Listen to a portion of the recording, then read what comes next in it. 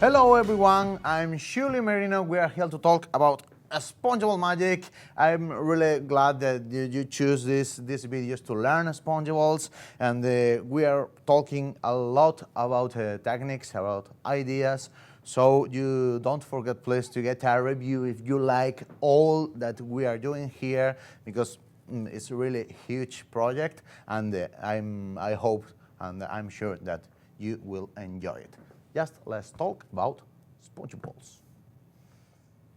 We are going to talking about the spongeables itself. I mean, we have a lot of spongeables and for different kinds, colors, shapes. And first of all, we need to know what is an spongeable. I mean, we play with spongeables, and normally this is an unknown object for spectators because of course they know that they exist. The clown noses is the most similar toy that maybe they know, but this is like a child toy that we can use for purpose, and we can play a lot with this. And it's important to feel good with the spongeables. I mean, it's important to understand how the spongeables can fit in our repertoire. No? But first of all, we need to understand what a spongeable is. And there are two kinds of spongeables. They are super soft and normal balls. Okay, they are different.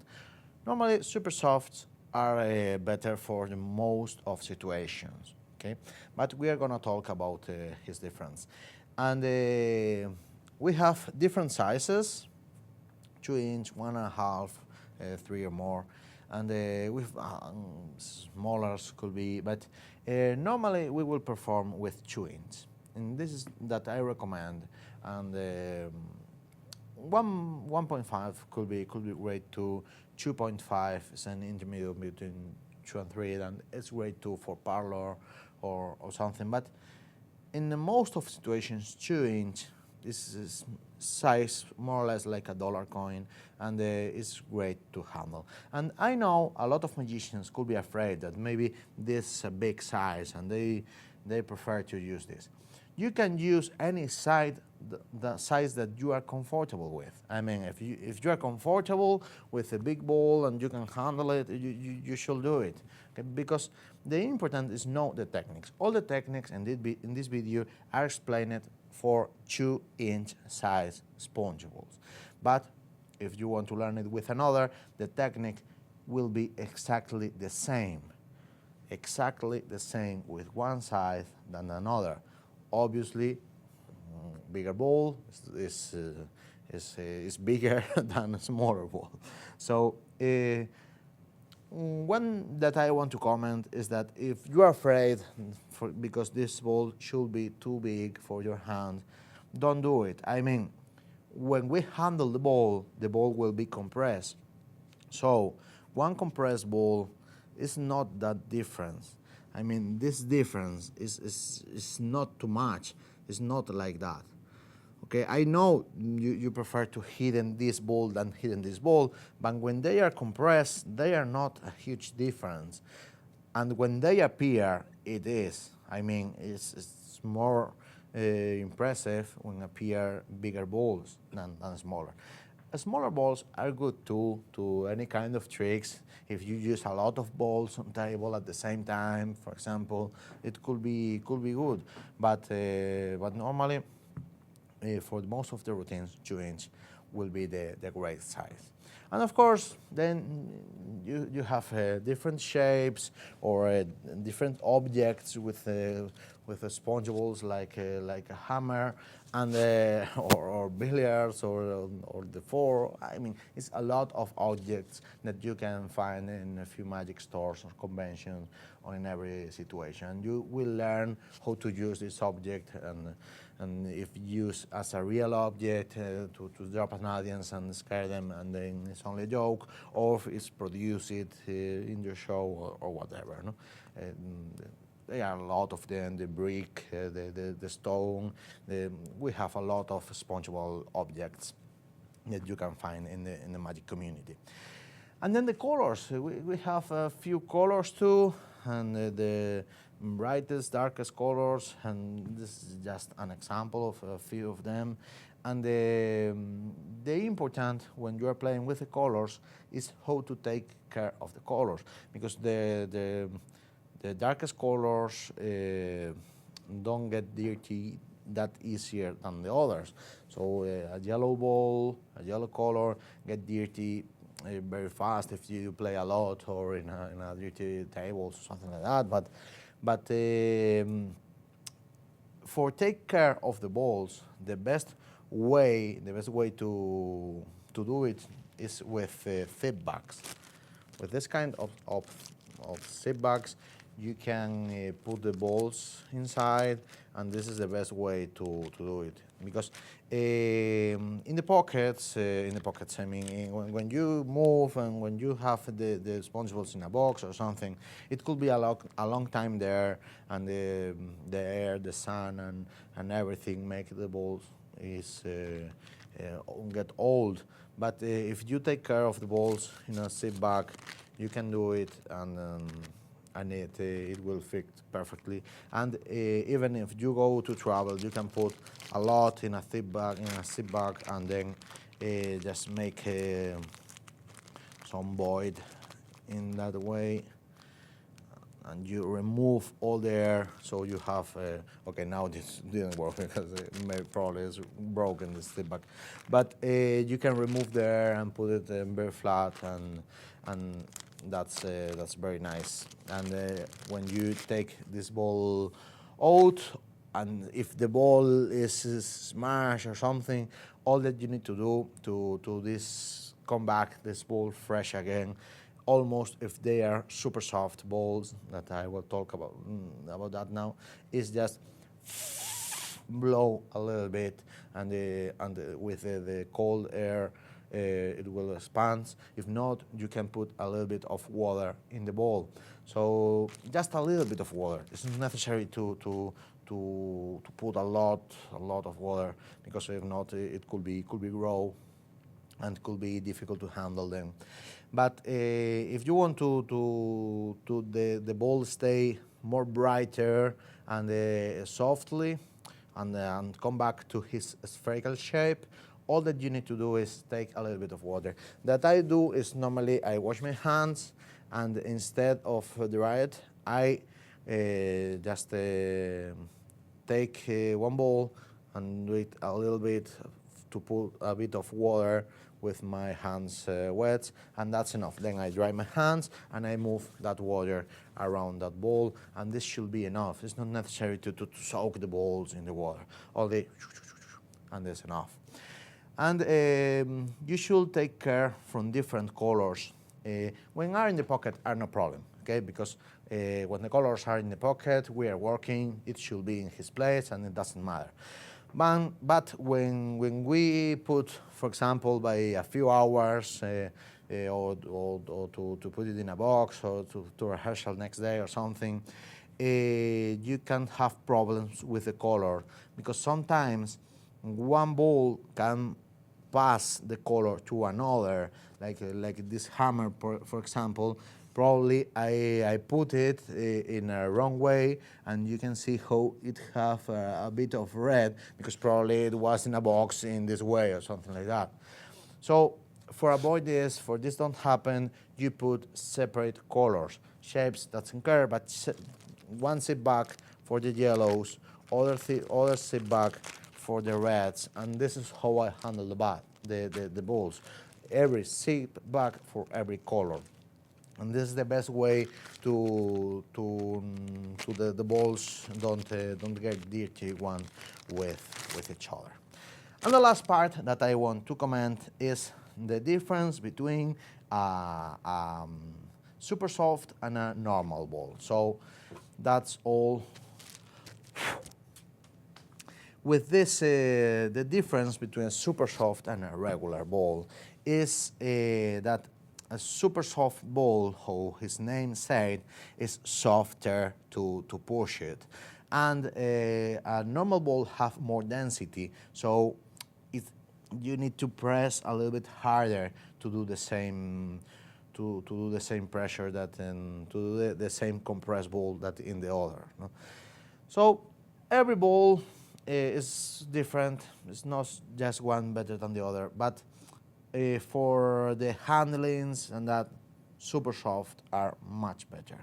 And the way of that is because the normal balls, regular balls, when expands, pop fast, very, very fast, and that's amazing for final endings, for apparitions, for final apparitions, that it could be great. And the super soft balls appear slowly, as you can see. When a super soft ball get older, it appears more slowly. So that I recommend, if you always have two sets of sponge balls, one for rehearsal, other for your magic tricks, for your performances. So the balls that you have for your performances never get old if you only use it on performance.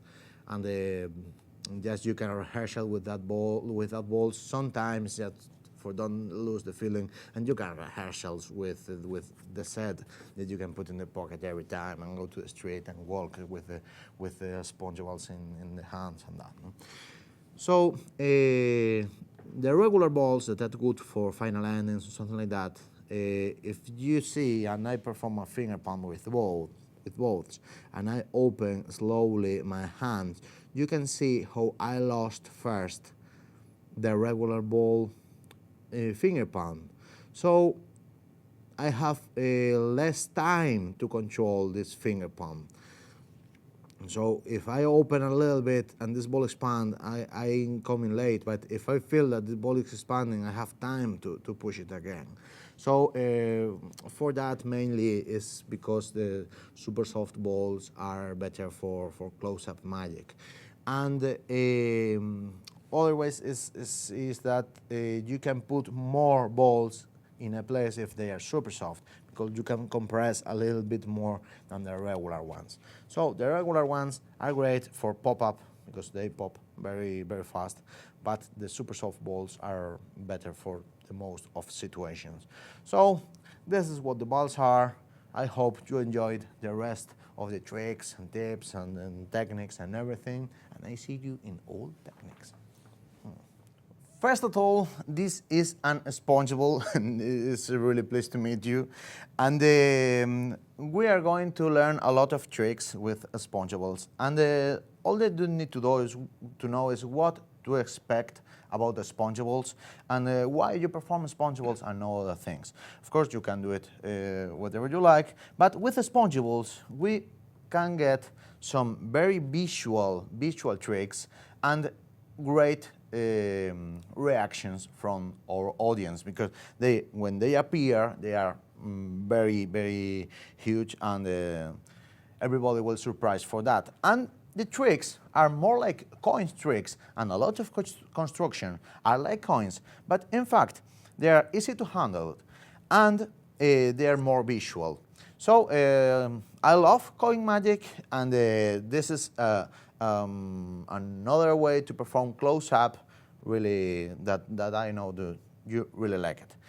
And first of all, I want to talk to you about why we play with the sponge balls and not with other things. With the sponge balls, we can fold the sponge in 2 times. So the huge difference between sponge balls and another close-up items is that with the sponge balls, they look completely different when a spectator can see the sponge ball and when the sponge ball is hidden. So the main concept and the main idea of everything is that when the sponge ball is hidden in the internal life, always be compressed. And when the sponge ball is in the spectator side, it will be expand. Of course, it's not a secret that the sponge balls can compress. When spectators can check the sponge balls, they can check, then they can make them very tiny. But they can't imagine how much possibilities we can get with that idea. So This is the main idea. Always the ball is hidden, is compressed. And this is a huge difference between dice, cups and balls, coins, or everything. That is a completely different object when you see that when you handle it. And the best way to fold an sponge ball is folded in the middle and in the middle again. And now you have 2 points of pressure. Yeah? The index and thumb in one line. If I leave one of these 2 points of pressure, always the ball will expand. So if I want to move one ball from any kind of palm or pinch, I always need to know that if I don't want the ball expand, I need to switch in the right direction these 2 points of pressure. First, always come the new point of pressure, and then I can lift the other. First the new, and then the other. And now I have the ball in a different place. You will learn how to do this in a few techniques. How to make then a false transfer never end in something like that. False transfer end in a full finger palm folded. And all the techniques that we will perform will end with the ball folded. Of course, we can't do the perfect fold when we are performing, because we can't stay here and make the ball here and here again to make 2 folds and then put it in finger palm, because everybody will notice that we have 1 ball here. But that we can do is try to approach most that we can to this 2 times folded with 1 hand. That is the next technique we're gonna learn, is the finger palm. We are talking about the finger palm. This is the mother of the hidden techniques. With this technique, you can perform a lot of different techniques, ideas, and everything. And this is the basics of everything. Everything starts with the finger palm. And with a good finger palm, you will have sponge balls in your hands for a lot of years, for sure, or minutes if you like it. And the idea of the finger palm with the sponge balls is similar than coins. We always need to respect the main idea of the sponge balls, that when it's hidden, is compressed. So when we try to do a finger palm, we need to avoid all time this kind of situations, or this kind of situations when the ball is huge and the spectator can see the ball from different places. So the difference between coins and sponge balls are that with coins we do just a few pressure, okay, and the hand is very relaxing and we do a few pressure. With the sponge balls we try to stay relaxing, but the finger who hold the ball really need to put a bit more pressure than a coin, because if you don't put enough pressure, the ball will expand. And we need to work always around that idea. For start the finger palm, the idea is to try to make 2 folds in your 4 or ring finger. And this is the ending technique. To do this, what I want to do is push with the tip of the thumb in this place. The forefinger just in this place. And as you can see, I don't close my fist in this direction. I do it in that. And if I do it in that, I can fold the ball here, just like in this direction. Okay, so to do this, I don't push in the middle, I push in the bottom of the ball. I push in the bottom of the ball,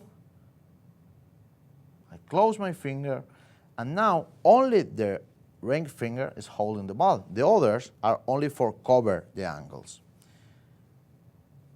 It's important to never lift this pressure, because if now I lift this pressure, I lost the first fold. So I push and I close my finger in this direction. Now we never open this, and the thumb palm comes touch the middle finger on top and push the ball with to you, and then with the point of the thumb you push all the ball into the ring finger, and the ring finger, of course, grab, and when the ring finger take the second fold, you can quit the thumb. So I will repeat it very slowly. I push, fold to me, then push, and then fold again. Okay, at the beginning, you may have a few problems with this technique. That should be that normally what happens is that when you start to do the second fold, we open this one and we lost the first. So to avoid that, never open this finger. If it's harder for you, you can push with the other finger just to learn it. And this is the idea of the finger palm. One thing that is very important is that when we perform finger palm, this is a hidden technique. So this technique is to stay with the ball in hand and very relaxing. So when you have this situation, the idea is learn to stay with one ball in your finger palm. And then you don't hesitate. Every time that you move the hand, you can push a little bit with your thumb here. Remember, big move always cover the small move. So every time that you move the hand, you can push a little bit if you are not sure that the ball is compressed. Push, fold, push, and fold. Last thing to comment about finger palm is that normally we don't do this in front of an audience, of course. So when we do this technique, normally is when we take the sponge ball from the pocket or from our bag or from anywhere. So if I have the ball in the pocket, I go to take it and I make the finger palm while I'm coming out with another object or with nothing like a sponge ball or whatever, or just because I put one rope in my suitcase and I come back with the ball load. So the finger palm normally we perform in this case, and the other case that we perform the finger palm is when we came from a false transfer or another technique that is that starts with the ball in the spectator side. So any false transfer should end in finger palm, but that's another lesson. We're going to talk about the shuttle pass.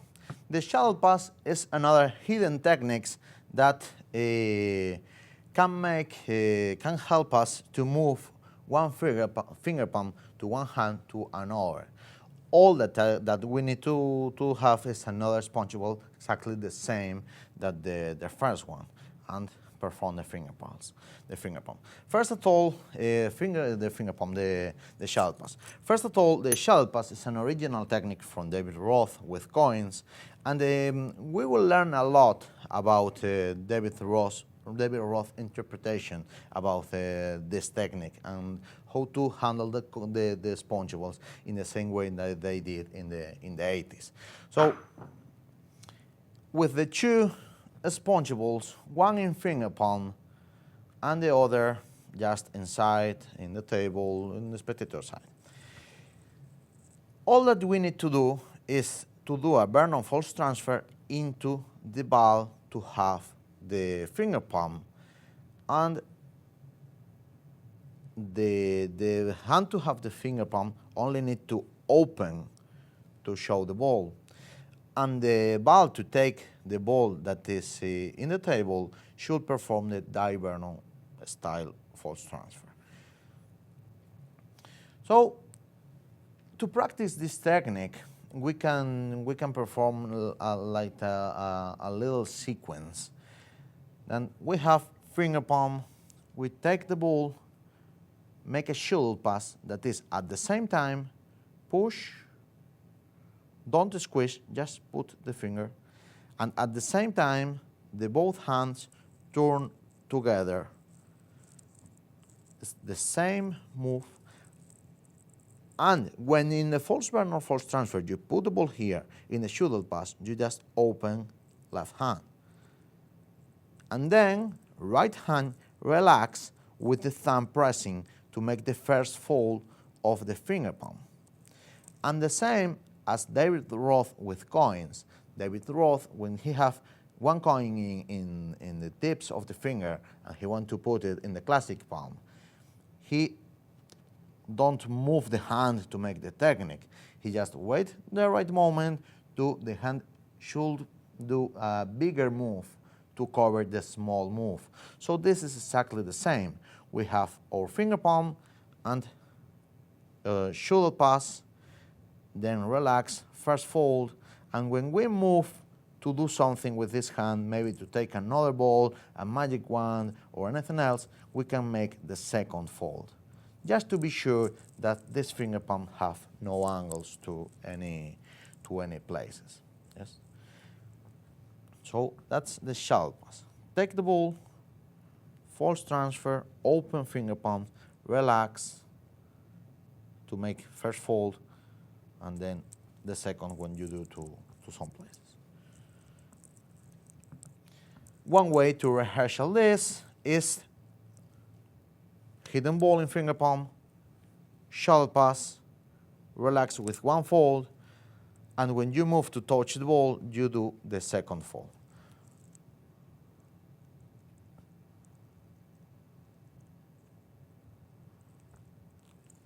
So that's the shuttle pass. This technique can give you a lot of expression when you are performing, because you just can perform it in different ways. Normally, when we perform a shuttle pass, we try to don't be static here. We try to move, and it's just put a ball in a hand. So we can perform it slowly, a little bit faster, it doesn't mind. But the important is that it's not necessary always to put the ball on top of the other. We just can try some of drop it or something, because the important is that you understand how is your movement, how is your style, and how to do this technique with that. That's it, the shuttle pass. Let's learn the flattening. Okay, the idea of this technique is very simple. You have one ball hidden in your hand, and you just flat that ball with any surface that you want. The problem that came with this technique is when we try to, the sponge ball never expands. Because, of course, we have our finger palm, and we are fine, we're happy with our finger palm, but when we open the hand to do the fluttering, the ball could expand. So, to avoid this, we need to try to switch the pressures in the right directions. Of course, the fluttering is a technique just for be comfortable with the ball in your hands, and you can perform it in every surface or in different places. So you have finger palms, and you want to do a fluttering. So to do this technique, all that we need to know is the switch of pressures. If we respect all time how to switch the pressures, the ball will never expand. So to do it on table, we have our finger palm, and we can't do this. We can do it if we do it very fast, like that. But I never take the risk. I really never take the risk to open, and the ball always expands a little bit. So to avoid that, okay, if I open, my pressures are now between the ring tip of the finger and the bottom in that direction. So if I want to move, if I want to open the index finger, I need to put another pressure first, and then I can open it, and the ball never expands. I have finger palm, if I put pressure and then open, the ball never expands. So instead of do this, for a flattering, it's much more secure idea to put the thumb tip, and then you can open the ring finger.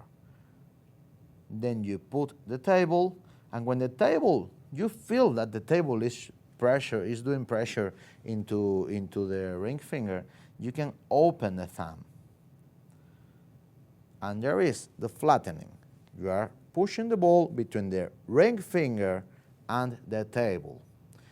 Now you can move your hand and the ball roll into the center of the palm, and you can open your fingers if you want, and then you can come back, put together the fingers, come back, and now if I want to come back, I do the same movements. Table and finger are the pressures. So if I want to lift the table, I need to put a new pressure. I do it with the thumb, then I lift the table. I want to lift the thumb, so I need new pressure.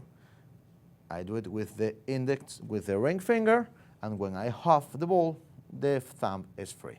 So this is the flattering, and you can perform it in everywhere, in every place that is flat. So for that is the flattening. You need a flat surface to do it, and this is. And you can perform it in a lot of places, not only on tables, on chairs too. And the chair normally fits perfectly in the finger palm, so helps you to make the finger palm more compressed. Or in a spectator hands, when the spectator have one ball in his hand, you can grab his arm and make the flattening there.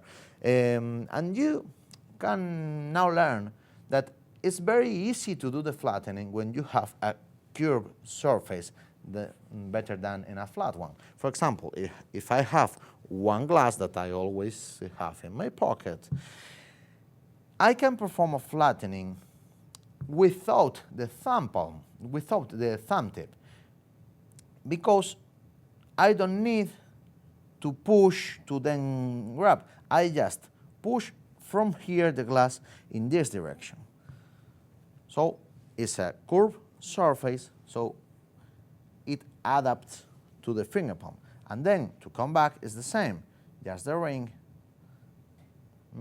finger take the ball. So you can perform a You can perform a flattening in every place that you want, and it's a technique that is built to give you more expression and to stay relaxing with the ball in your hands. But you don't need to stay in finger palm like this all time. And the right way to understand this technique is that you never need to think how to do it. You just push the thumb, goes into the table, and this should be automatic.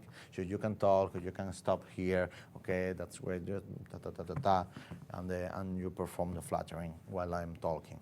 And this is how you should use this technique in your routines. The flattening.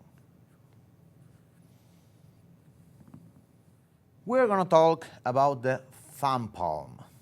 Thumb palm is like a finger palm, but in other place of the hand. Really, it's two kinds of hidden techniques. That is the palming techniques, where you always will make the 2 points of pressure never leave with your own hand in the same direction, and the pinches. Like you pinch like this, the technique. And the 2 points of pressure are in the same place practically. The thumb palm is more like a pinch than a palm. So the idea is we always we try to never get the ball expanded like that, because this have a lot of angles from everywhere, and it's very risky technique. But if we try to do one fold, only one fold is enough if we do it well. We can, you can see the difference between that and that. Of course, much you press the ball and much strength you put when you make the fold, more folded the ball is, and Then we're going to learn the thumb palm. Okay, this technique is also good if you can't do the finger palm. But for a lot of reasons, sometimes we can perform a finger palm, so or we can do a finger palm all time and stay with the hand in this place all time. And the thumb palm is good for any situations, but we always need to understand that it's very risky to do it in this way.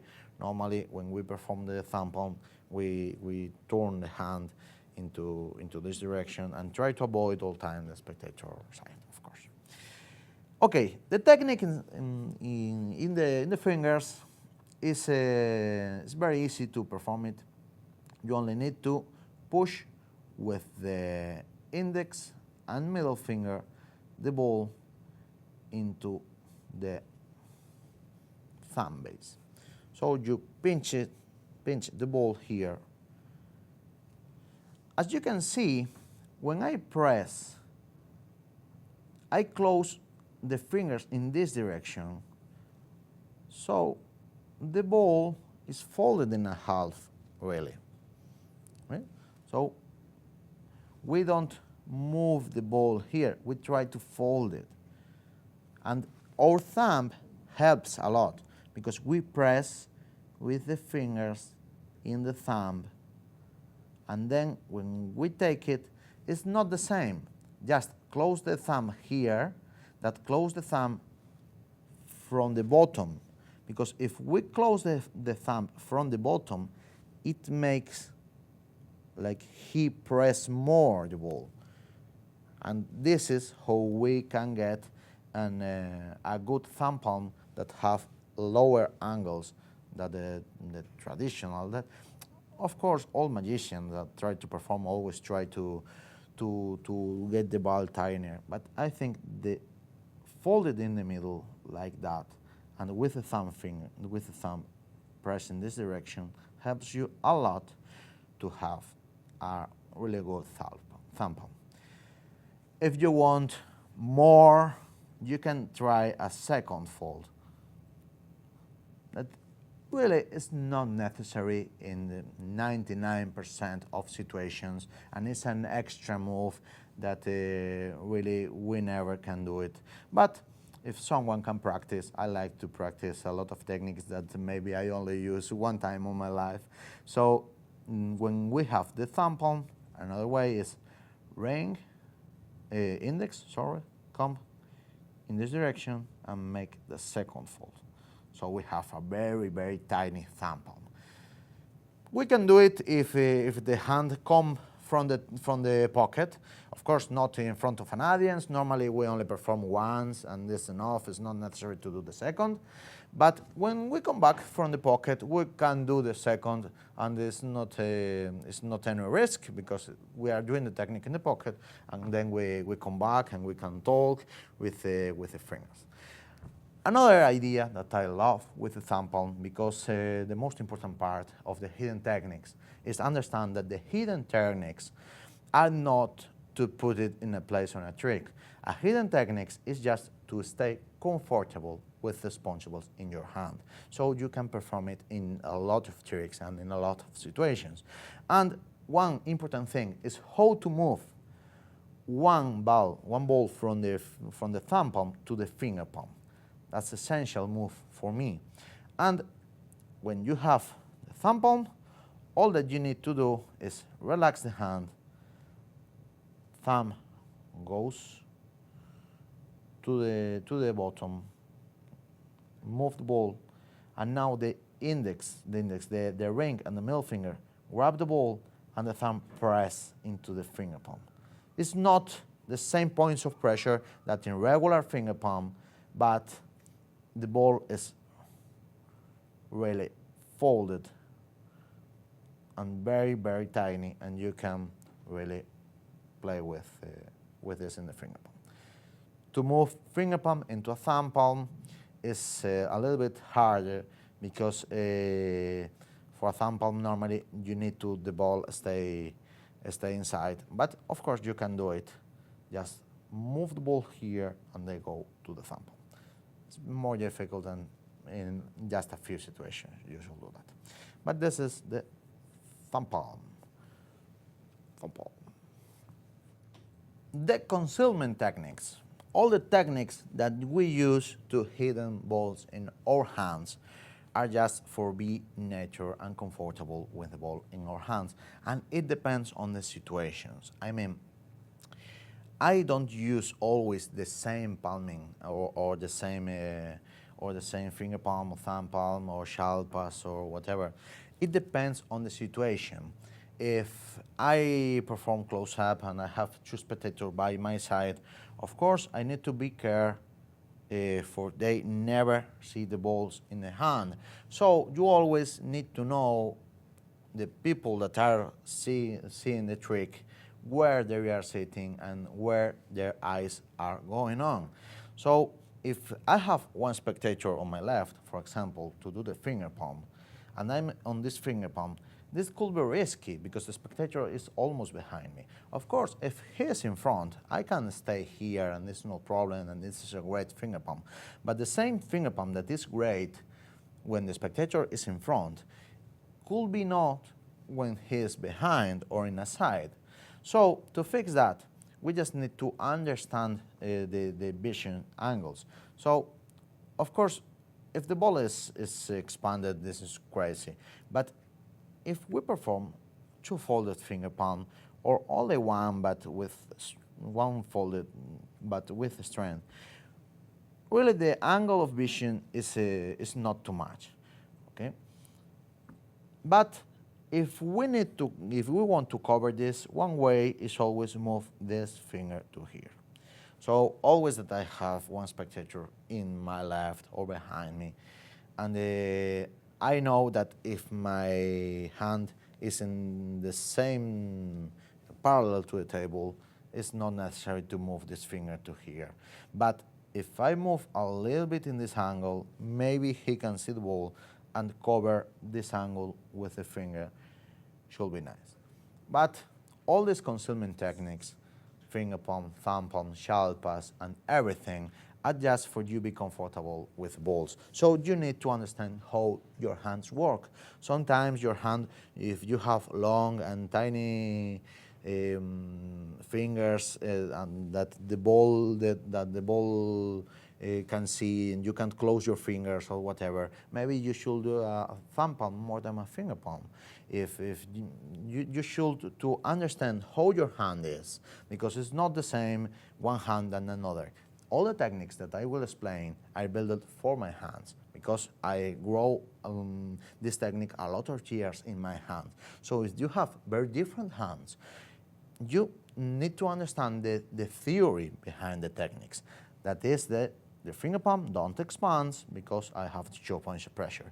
And then you can do it with this finger. Okay, maybe you do it with the other or with the pinky one. You need to understand that the technique is only just something that we can use in your hand. And we need to learn how to put this technique or any kind of technique in our own hands, that it should be different. So just enjoy all the palms and hidden techniques and just hidden balls.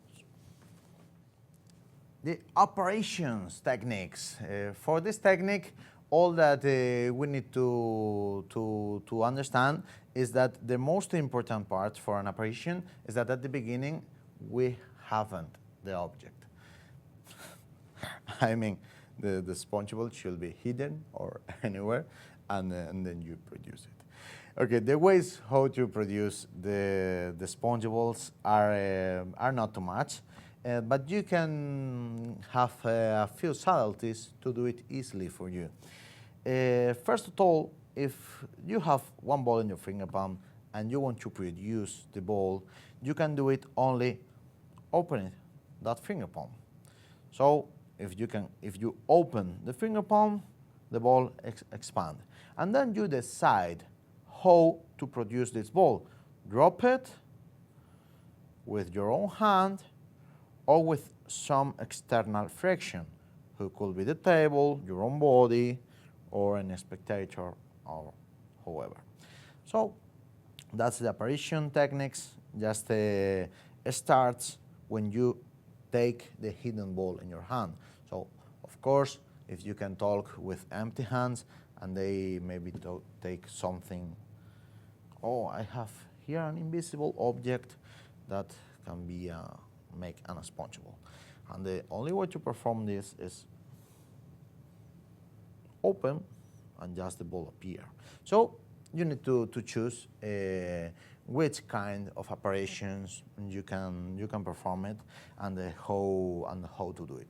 And now we're going to learn some classic operations that it may be very useful for you and your magic. Operations is here, so it can appear. Cool. Split in two. This is one of the oldest tricks that we have with sponge balls, and we have several ways to interpret this trick. To do it, we need to have one ball in a hidden palm. Normally it's a finger palm, and you can choose another if you want. Finger palm, and then split the ball in two.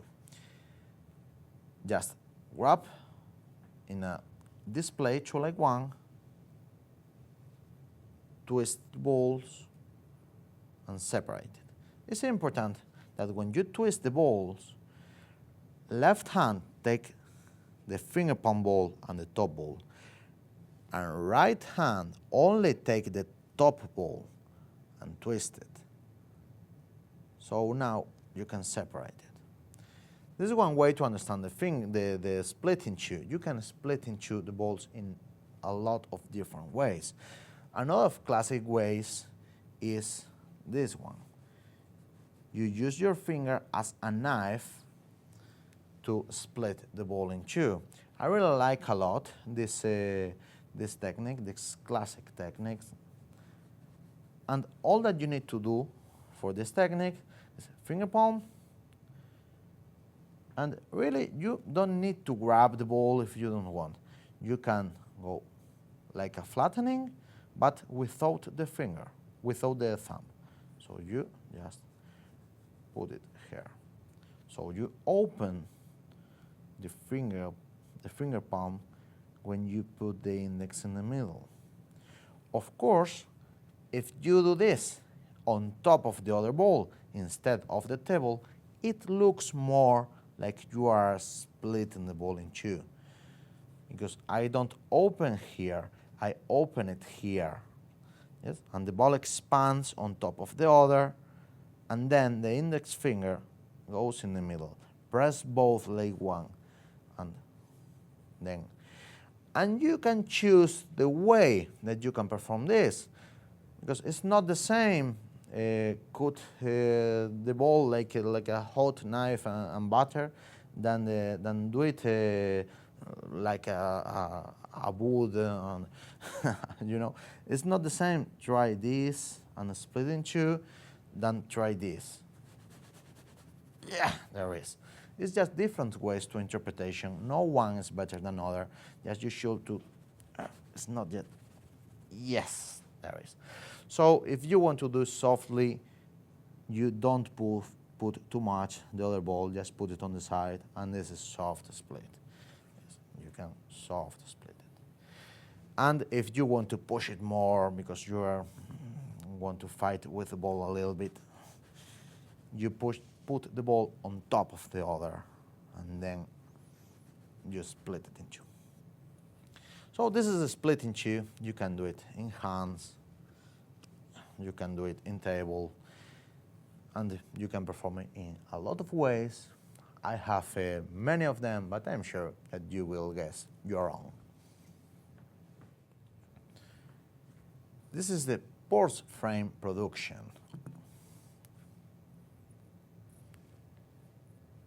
Magic! All that we need to do for this production, that is a classic and very beautiful production. I really love it, and a lot of great magicians like Albert Goshman and perform it in several situations. And to do this technique, all that you need to do is a finger palm, and then put the purse frame between the thumb pinch, like a thumb palm, but with the palm frame, and the index finger. Then just open and take the ball from the finger palm. You can do it in a different situations. So you can do just taking it, or just a display that is very beautiful is to put the hand in the purse frame, show it in this direction, and then just take the ball. I like this technique, but I don't like it at the same time. I mean, I like the idea to the technique, but I don't like when the magicians use this technique to show his empty hands. Okay, when you use it to show nothing here and then produce the ball, I don't like it a lot, because really it's not too difficult to know that of course you can hit one ball in your hand. But I like it when it's just like an accident. Okay, you just try to search one ball, or it's not here, difficult to take it, but there it's in the person. So this kind of interpretation that looks like an accident, or you just show it a second.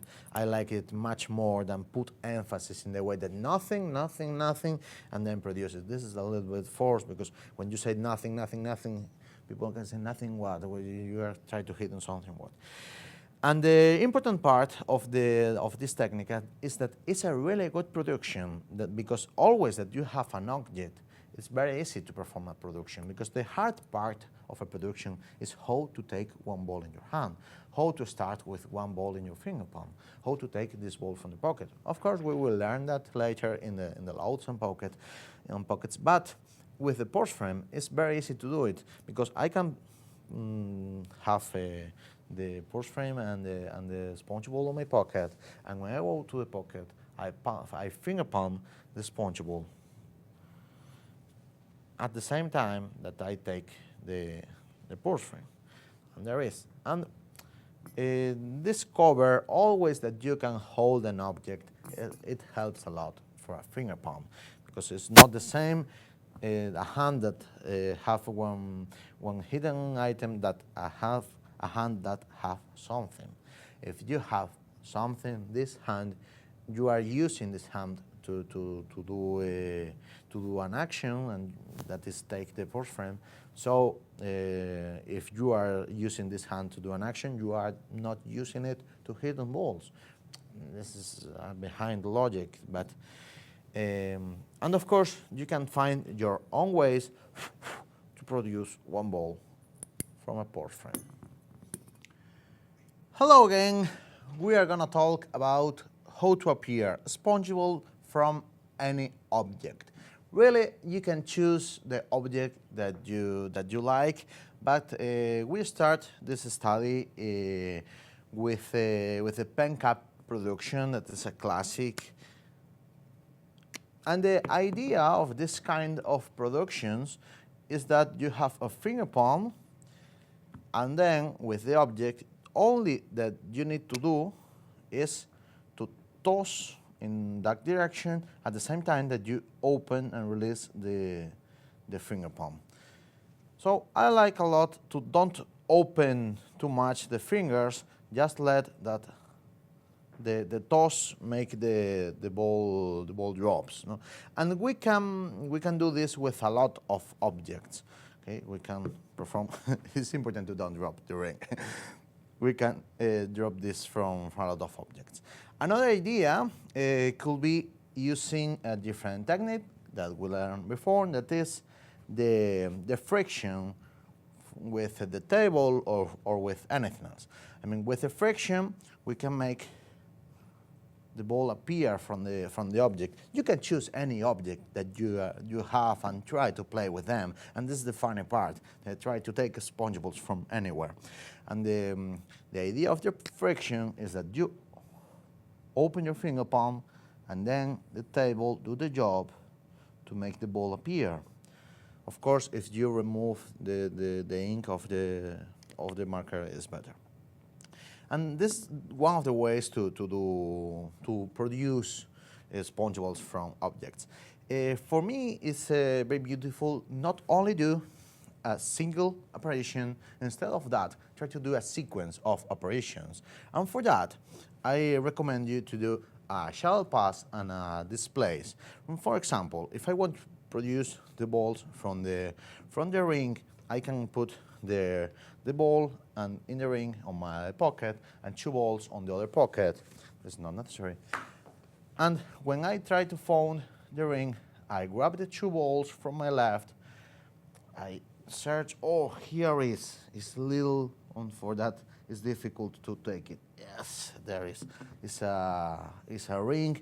You can check it. That people can see it. And with the ring, you can, when they bring back to you the ring, you can produce the sponge ball. And now you have 2 balls here that when I take it from the pocket, one was in the finger palm and the other was on top on a display. And I make this kind of finger palm just with a relaxing hand, okay? Just pressing and relax it. And this is how I take these balls from the pocket.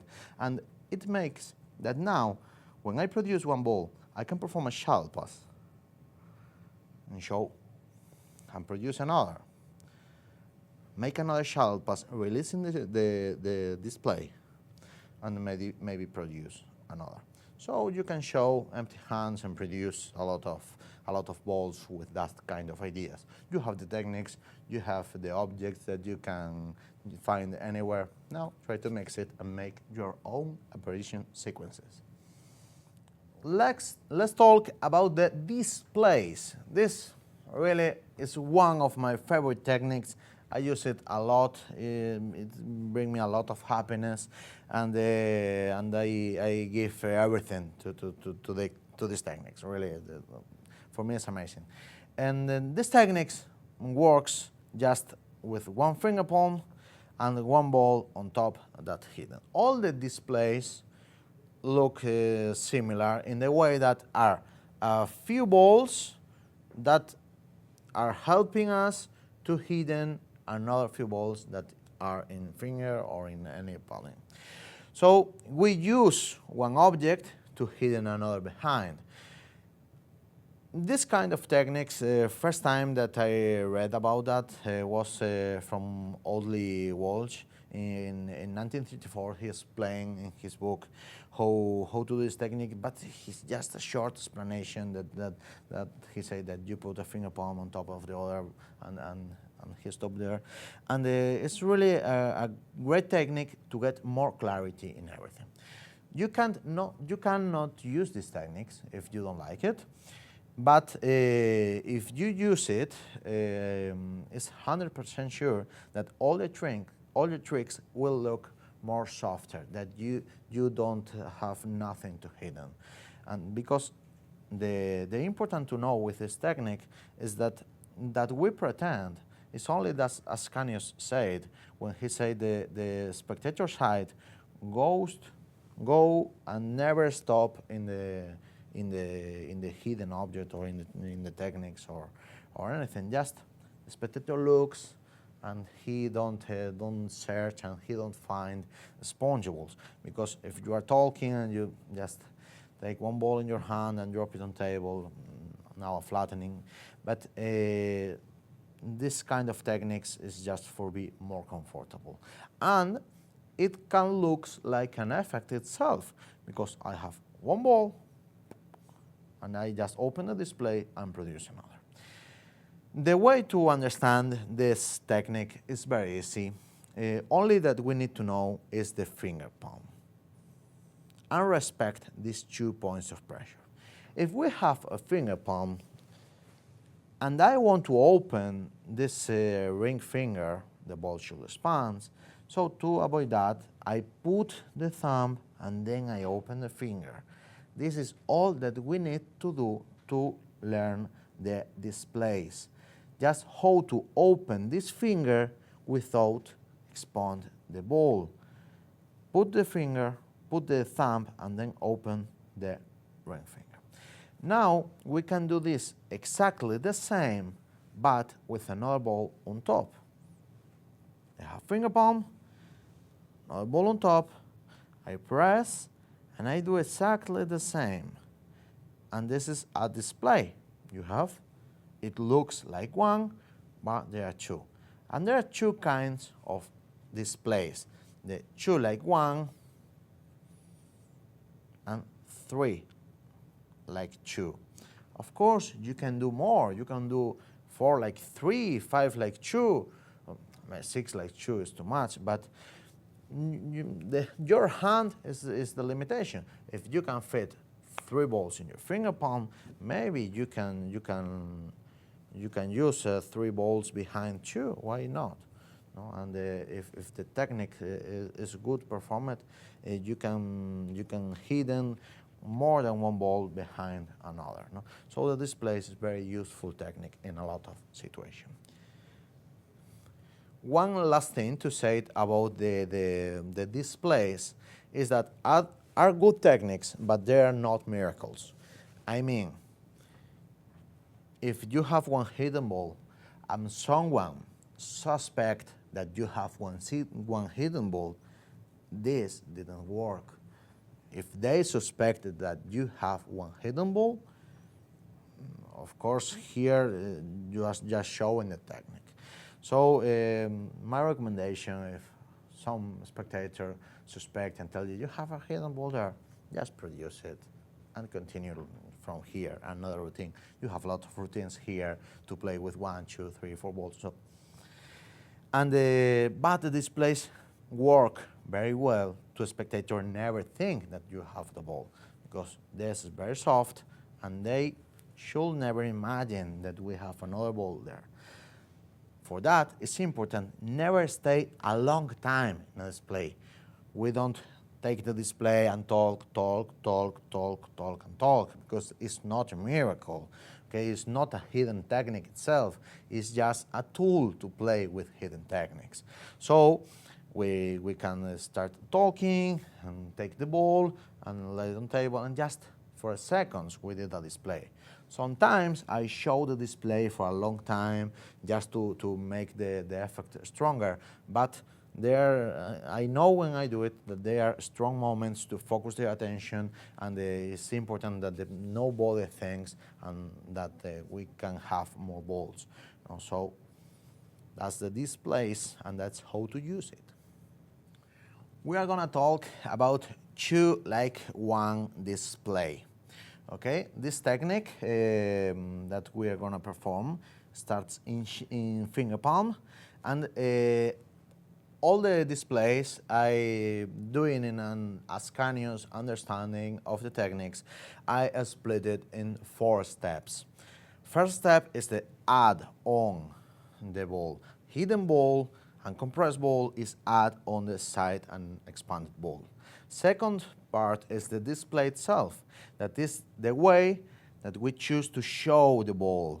I mean, how we curve a little bit the hand up the fingers, and how adapt the display and the finger palm to our hand. And if we want no angles, or if we have no people behind, or we are performing for Instagram, we can make more, don't press the ball a lot, have angles behind. We need to choose that decision when we make the step of display. The next step of the display should be the transfer. I transfer both balls like 1, and the ball ends in the finger palm press. I mean, add, display, transfer. And the ball that I transfer is still in finger palm. And last technique, last step of the technique is the drop, how I drop the ball. Because now we have 2 like 1, and the thumb is doing a pressure to hold the bottom ball. So to drop this ball, I can do just like that, because this ball expands. So first I need to take the hidden ball, and then I push the other outside. Okay, go learn this step by step.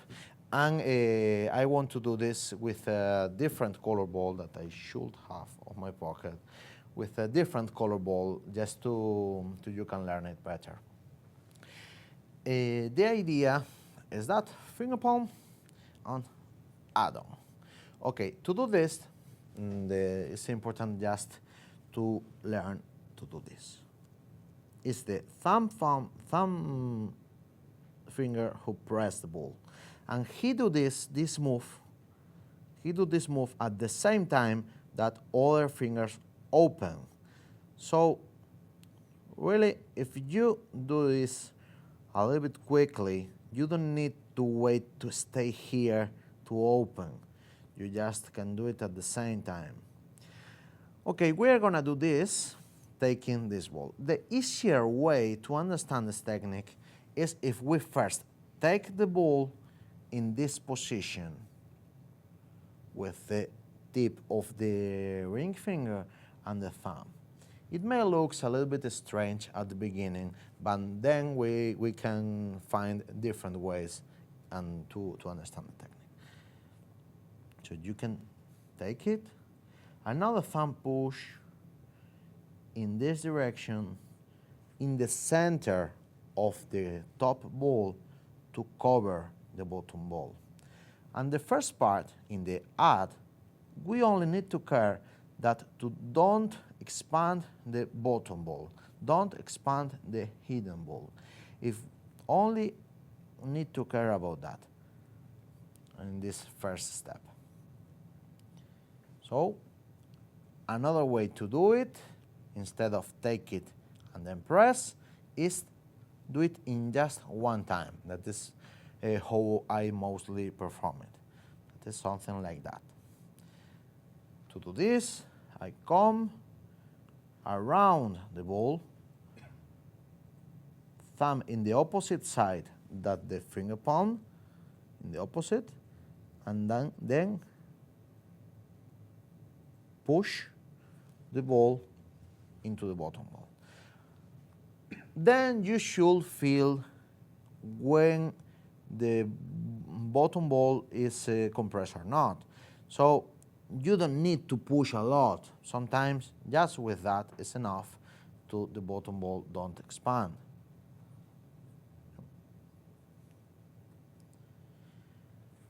Second part is the display itself. I mean, if we add, we are in this position and the ball is not expanded yet. So to do the display, we need to choose and we need to know how is our hand. I mean, if our hand is bigger, maybe we can do this in the fingertips, or if it's if we have different kinds of finger, you should choose how to perform this technique. But the main idea how I do it is when I'm here, to do it with no angles for any place, the tips of the finger just curve a little. The pinky is not like the others here. It's covering this place. So we need to take care from behind when we do this. So I add and my pinky is close in this angle. But when I turn to display, my pinky moves to cover this angle. But anyway, it's the thumb who decide if I need to cover this more or not. And with the thumb, if we choose, if we press in front, behind, or if we move the ball from any or other direction. So if I don't have people behind me and I want to perform a display in the front of the fingers, I just take it and the thumb don't push into the ring like a finger palm. It push into the fingertips and the other ball is behind. And it looks like I don't press the ball a lot. But this, of course, is only if I don't have people at my size. You need to care about the angles. Always that you have doubts about where the people is, just completely no angles variation is the best that you can do in most of situations. Next part of the technique is the transfer. The transfer is easier than it looks, and the idea is just switch the positions of the finger. Now the pressure, the ball is hidden because we have 2 points of pressures, okay? The thumb and the ring finger. So if I want to switch this to my left hand or into a spectator hand, I just need to first put the new pressure and then I lift the ring. And there is. So to do this technique in spectator hand or my left hand, the idea is the same. Add, display, and now transfer.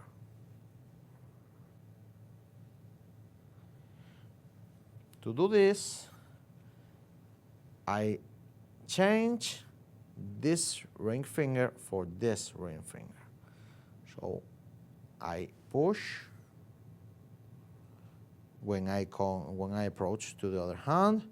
I move one finger, one by one.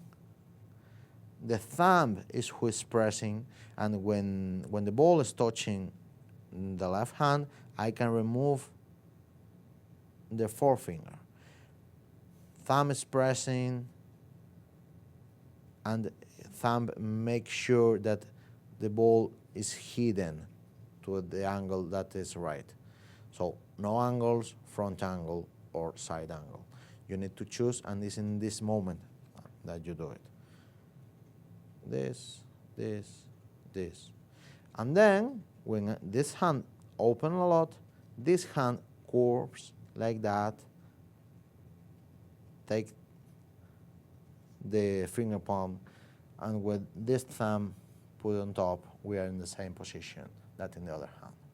So that's the add, display, and transfer. And now we only need to know how to do a drop, how to drop the ball when we are in a display. And the idea of this is just take care to don't remove the hidden ball too. Okay, just take care to only move the ball that is on top. So to do that, we have finger palm, and we need to learn how to do this. First, at the beginning, we learn how to do in this direction. Now we need to do it in the other direction, just here, but fast. The difficult part is to understand that when we try to grab the bottom, the hidden ball, sometimes we grab the top ball. We need to leave this pressure slowly and take the other. And we feel how the top ball separates from the hand when we leave the pressure, and there is. Now we can move this ball from table, for example. The table can make friction to, like in the apparitions, or normally I do it with my thumb nail. So I'm in this position, I'm in the display, I close the ring finger, trying to don't grab the green ball in this case. Normally it usually are the same color. And then with the nail, just push, and my ring finger grab just the bottom ball. And then I can drop it. Of course, the same in both hands. Sometimes when we can do it, we can end in kind of Ramsey salty. I said kind of because Ramsey salty is softer than that, but with sponge balls we can do this. So add, display, transfer, and drop. This is one great technique to make one hidden ball in your hand and move to one hand to the other. This technique at the beginning is a little bit harder than other techniques, but all that you should to know is that normally we play with same color balls. And a lot of routines, you can do it with a different ball and it works. But at the beginning, I recommend, when I start, I play all same color balls. And later, I put a different color ball in a routine just for more clarity. But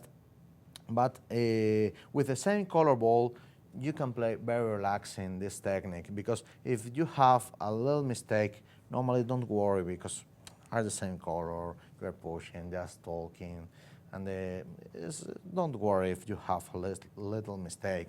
With the time, you will get practice, and then you can perform perfectly this kind of techniques that are the displays. In this case, the 2 like 1 display. Now we are gonna learn other display that is really one of my favorites too, that is 3 like 2 display. This is almost similar than 2 like 1, but in fact it should be easier, and it could be if you want, and it couldn't if you don't want. It's your choice. If you want to do it easier, you don't need to care a lot. Just try to do the same that with one ball, but taking another inside. Okay, and you are performing a 2 like 1 with another ball behind. Okay, and you can do the same, but just learning how to have one more ball.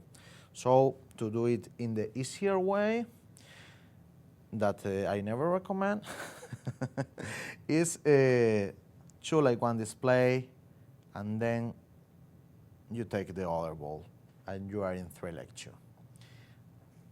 You transfer like 2 like 1, you drop like 2 like 1. It's exactly the same.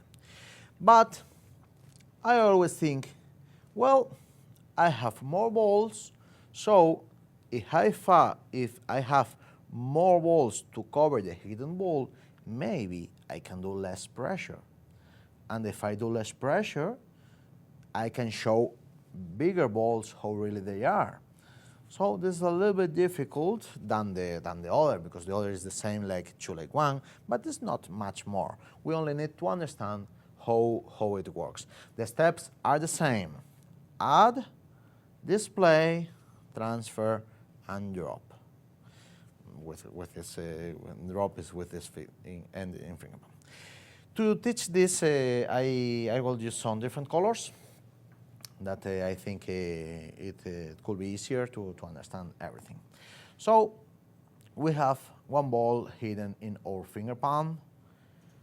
Like the others, normally we use always same colors, but in some situations it could be different, and for that it's great to learn all the details, how to cover perfectly the hidden ball. Okay, and the first way to do it, to add the balls, is one by one. We have 2 ways to add the balls. One by one, separate, like that. I take one ball, and then I take another ball. Or when the balls are together, that I just take it like one. Another option, if the balls are separated, I can, with the back of my finger, move the balls and then take it together. Okay, so you can learn whatever you like, one by one or 2 together. Normally, when this is in a spectator hand, I take it together and I bring it to other spectator and make the display into other spectator hands to appear the third ball. This is the way that mostly we perform this technique. And to do this display, we need to learn how to press this ball just for a side. I mean, we are not pressing now on top in this direction, we are pressing now in a side. It's important to make easier the transfer to the left hand, that don't grab the balls in this direction. Just grab the balls in that direction. So what happens if when I add the ball with the two balls together, I will add the ball in this place and I grab it to my thumb at the same time that I take a little portion of these two balls, like that. It's important that my pinky push, because if not, I have this angle, okay? So, together, just one move. Just thumb, press at the same time that the ring finger open into this direction. It's difficult to do it slowly because if I do it very slowly, it's possible that the ring, that the ball expands in this moment. So we need to do it in just one move like that. The display itself is nothing different than the ad. When you are here, you just need to show and take care for this and take a little care for that. But if you push with the thumb and you can put a little bit of tension here because really the balls are really expanded, no? And the balls cover most of the angles. The other way to end in this position is take it one by one when they are separated. That we should do is this. To do this, we take the first ball in this position and we go to the second ball here.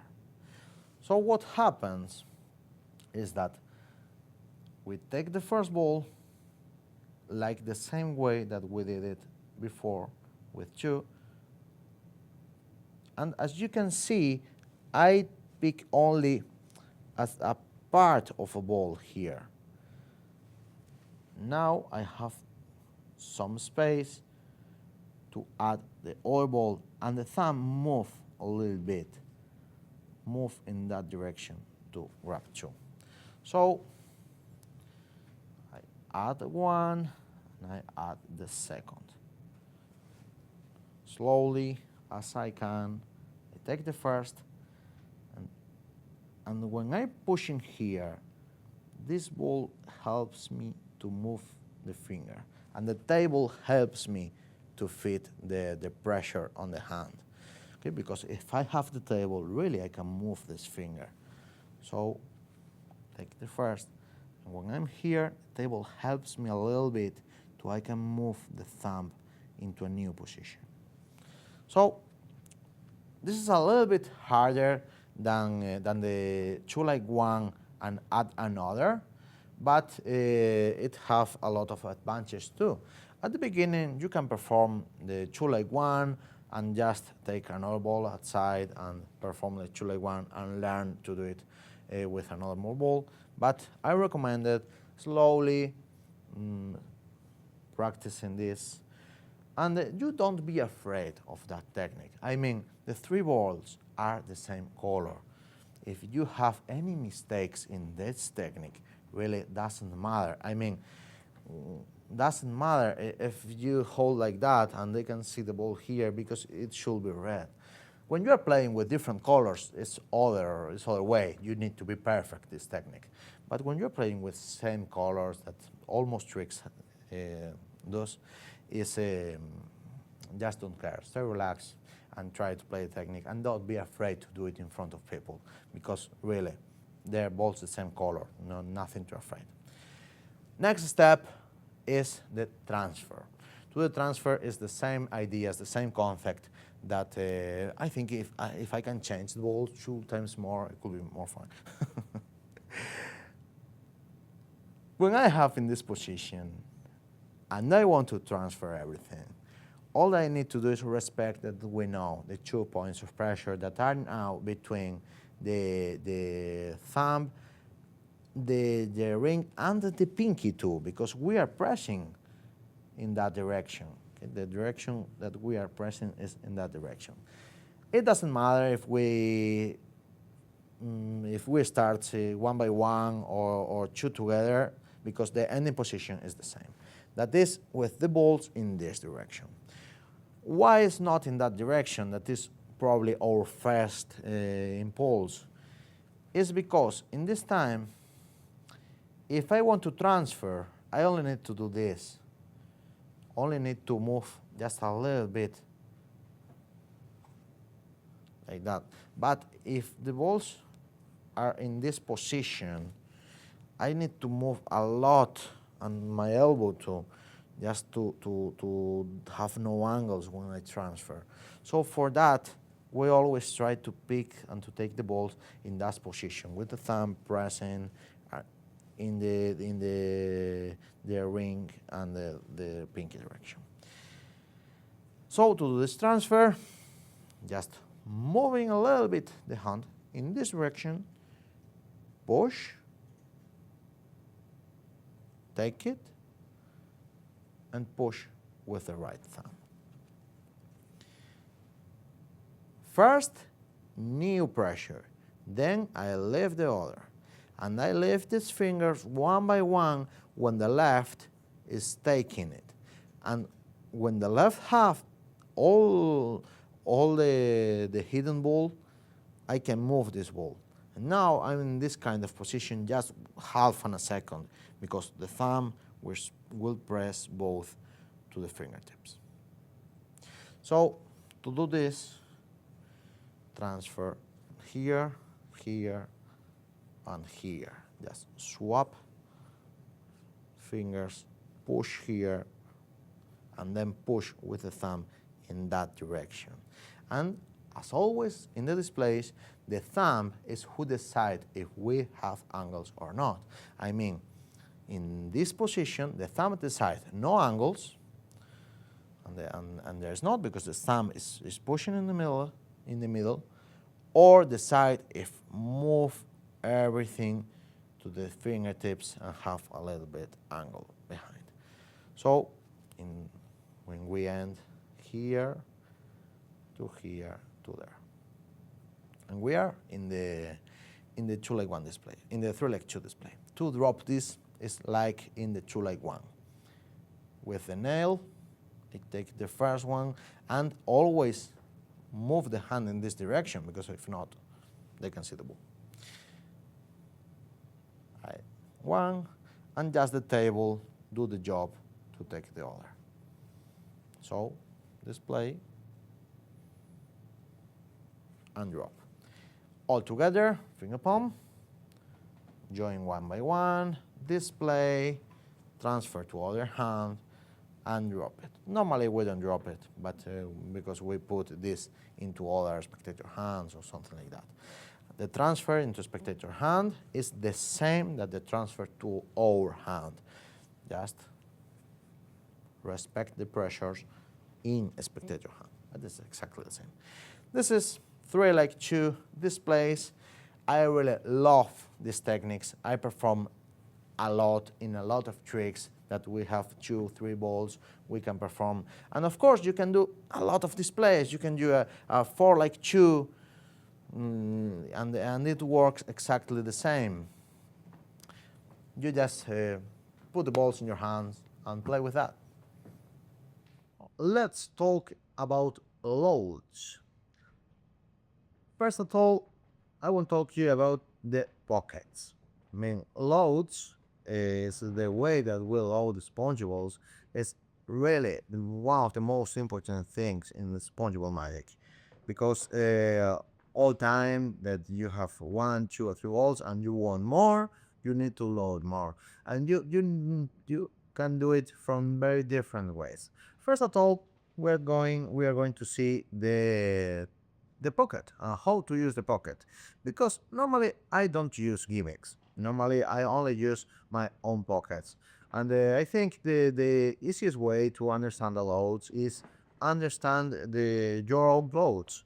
I mean, if you perform with any type of trousers or jeans, you just should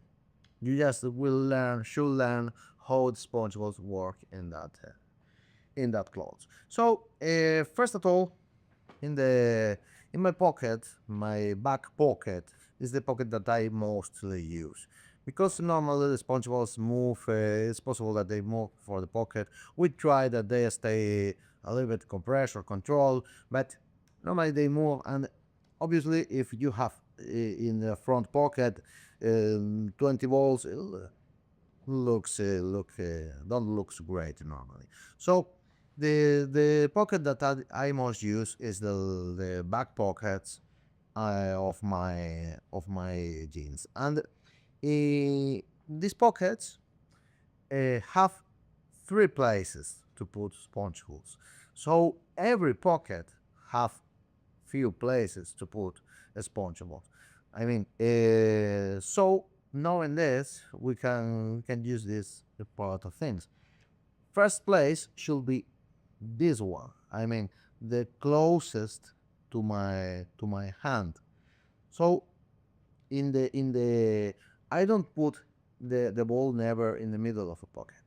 The ball is always in the side of a pocket, and is just I just press and push in this direction to the ball is hidden in this side.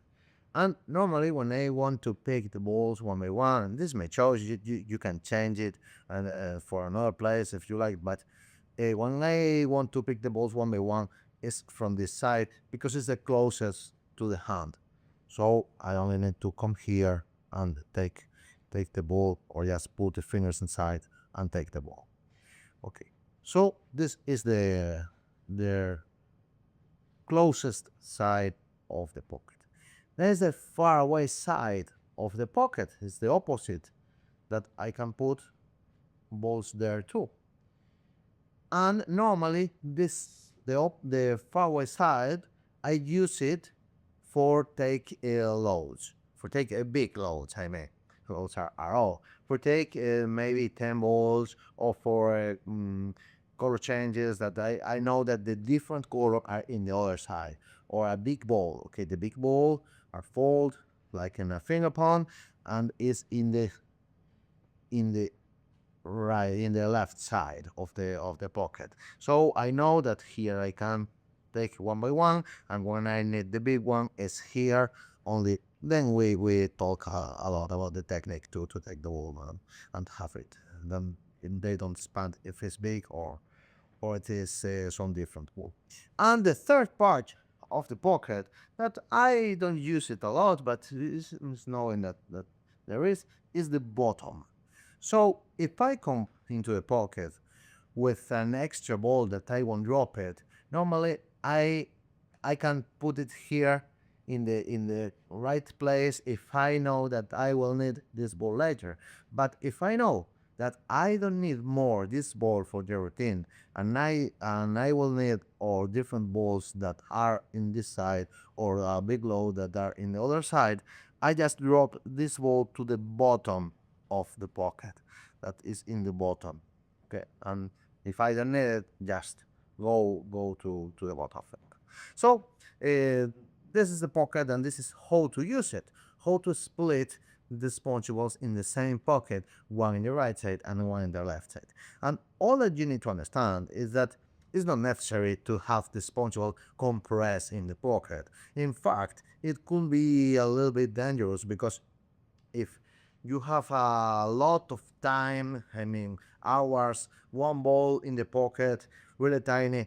When the ball appear, it could be very slowly, and don't pop very well. It could be worse if the water is dry, and the weather is dry. It could be worse because the sponge balls need a little bit of water to work wood. So it's better don't fall and then put it. Of course, you can do it if you will perform in the next 15 minutes. But if you perform the next 15 minutes and the first trick is sponge balls, if the last trick of your show is sponge balls, or one of the last tricks, and you will perform by an hour and then sponge balls, it's better just to put it expanded in the pocket, and we will handle to put it to finger palming when we load it. So the way that I use the pocket is like that, and the way that I put the balls in the pocket is in that way. Is If I need to take it one by one, I use it one by one, and I make a column of this of balls that you can stack every number of balls that you need, and you can put this on the pocket. And I put this in the pocket. Of course, when I put it in the pocket, it expands in that direction. Okay, that's don't worry if they expands, but I put it here in this side, and this expands a little bit. And this is like a dispensator of SpongeBob that I can take one and then another and then another and then another because they are one by one on top one of the other, the other, and the other, and it works like one ball push the next and push the next, and it's just with two fingers you can take the first one and go into finger palm, and next and go to finger palm. And a way to put the balls in the pocket is together. I mean, if I know that I will pick these balls together instead of one by one, I should put it together. So we have different ways to do this. One of them is compress the ball. It's compressing the balls. That, as I told you before, if the balls are too much time in the pocket, I don't know, recommend it because when they appear, they will appear very sad balls, and they spend more time to open. So the best way to do this with compressed ball is make a finger palm and make another finger palm. It's not a finger palm, that will fall in there. And put it on top. And with another ball, you can go around this.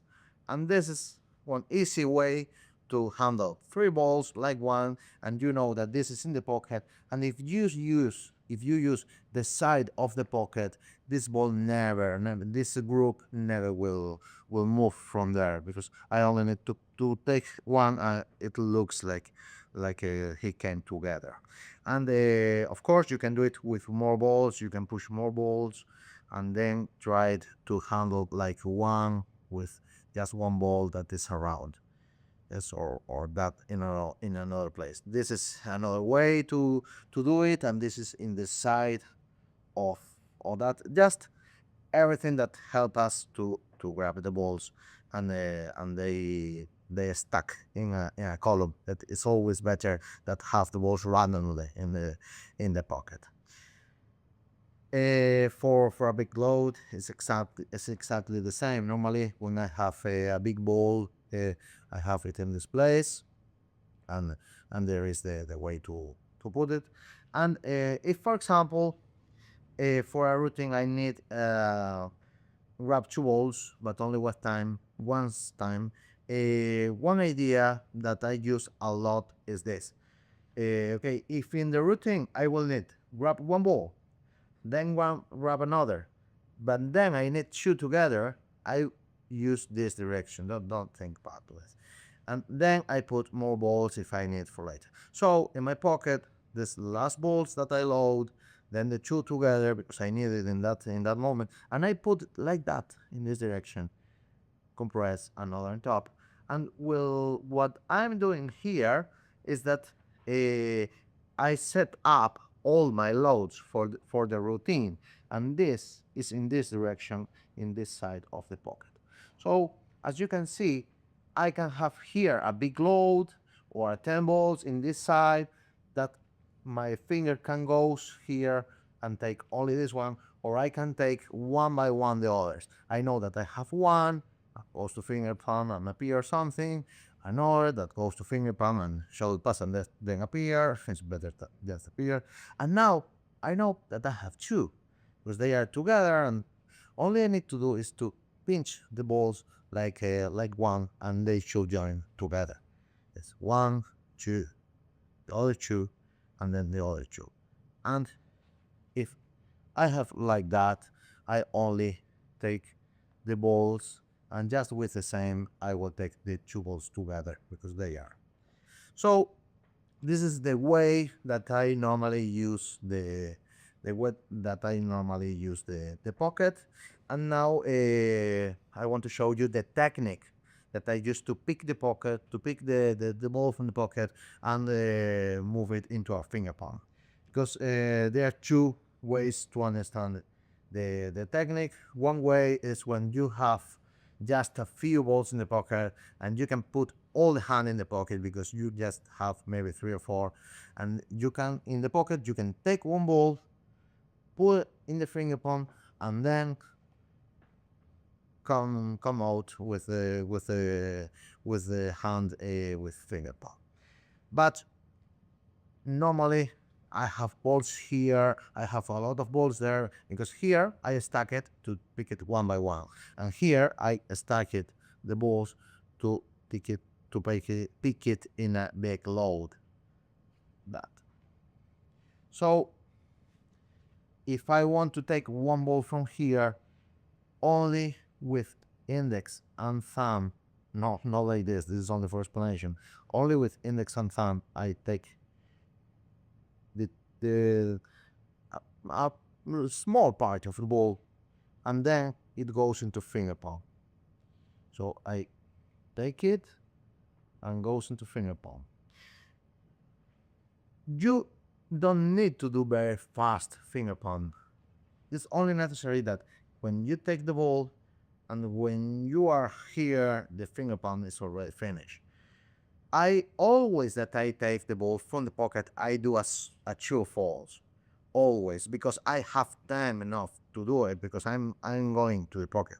If you have time to take a load, you have time to take to fold it in 2 times. That is quite better for the finger palm later. So finger palm like that. This is a technique with his fingers. Of course, if you only have one ball, maybe you can put the thumb, and I have a lot of balls now. You can put the thumb and take it and goes into thumb palm if you like. And if I want to load a group, I don't use the fingertips. I use the full finger inside, the full finger inside, or both or more than one finger inside the pocket. So the thumb on top touch the balls, and the index or more fingers, if it depends on your clothes, goes into the pocket and grab everything from bottom to top. So if the load is like that in the pocket, you comes here from this side and then just grab it and take it into a kind of finger palm. It's not finger palm. It's just you just close the fist with the balls in your hand, and then try to do some relaxing, flattering, or something, just taking care about the angles of that. When you handle big loads of balls, normally you are coming from a very relaxing time, and you can take the balls and make disappear, or load it in some hat or ball or whatever. So this is the way that I understand the loads, and how I use the pockets to fit the sponge balls there. So I hope you use it, and you find your own ways to use your pockets, because it depends a lot on your clothes. It's not the same. Use the front pocket that have size 2, and that use the back pocket. And for example, in this pocket, if I put it in this place, they are great, and I can use the pocket anywhere and show it empty, because it's only in this side.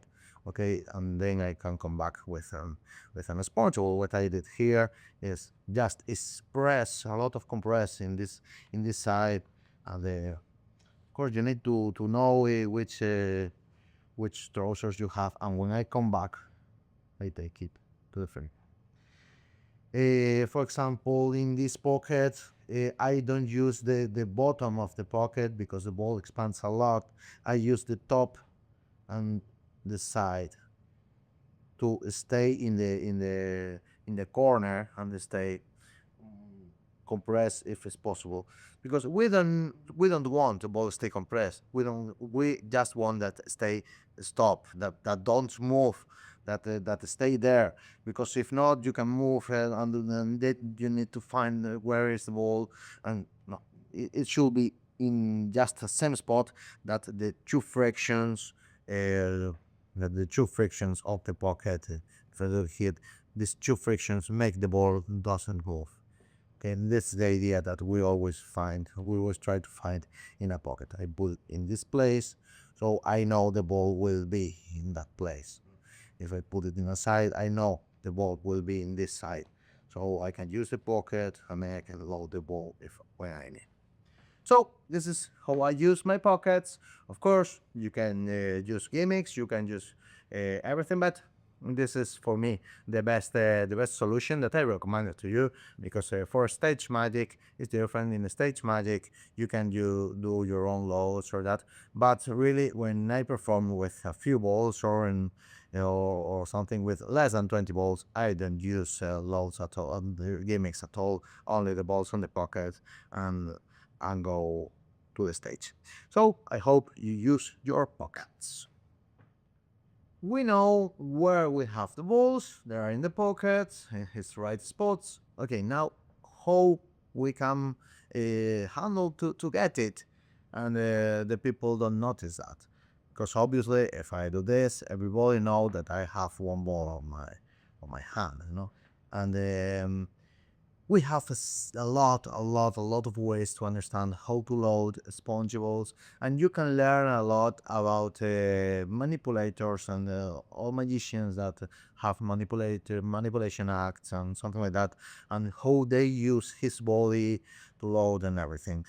Caps and balls routine or these kinds of routines are able to understand ways to load, but we are here to talk about spongeables, and with the spongeables we have a lot of kind of classic loads. Um, it is split. They are split in two. First, when you go openly to the pocket, you go to do something in the pocket, and all the people know that you go to the pocket to do something, to take anywhere, to drop anywhere, and then you use that travel just for take a ball or two or three or whatever. Other way, another thing could be when you do a secret move that you want, you don't want to nobody know that you are taking a ball.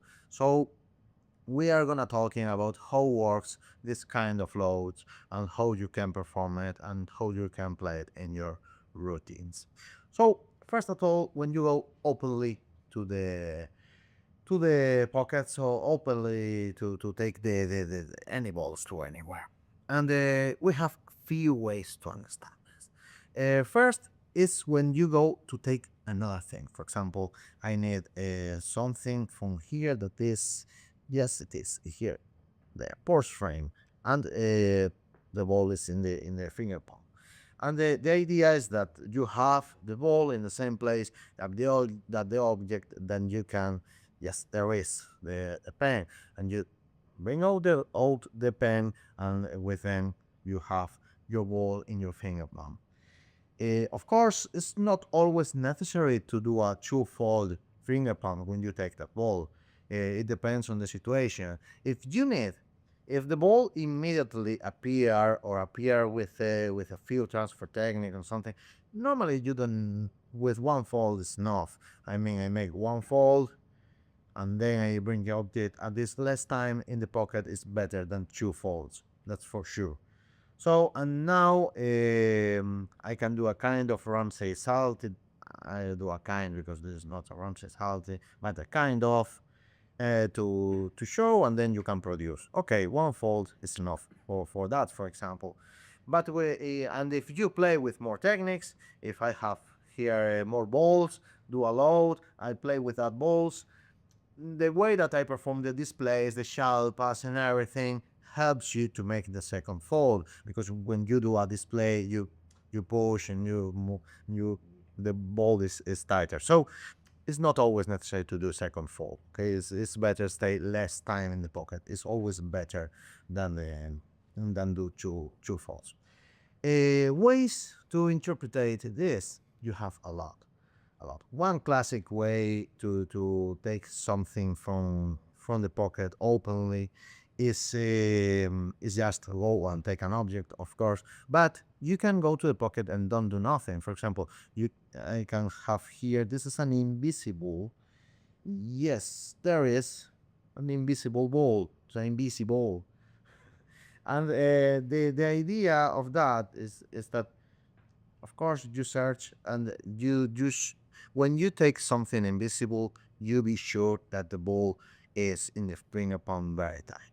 Okay, because you most hand you show is always better when you come out with that invisible object. That could be a pen, that could be another ball, a dice that roll, or whatever.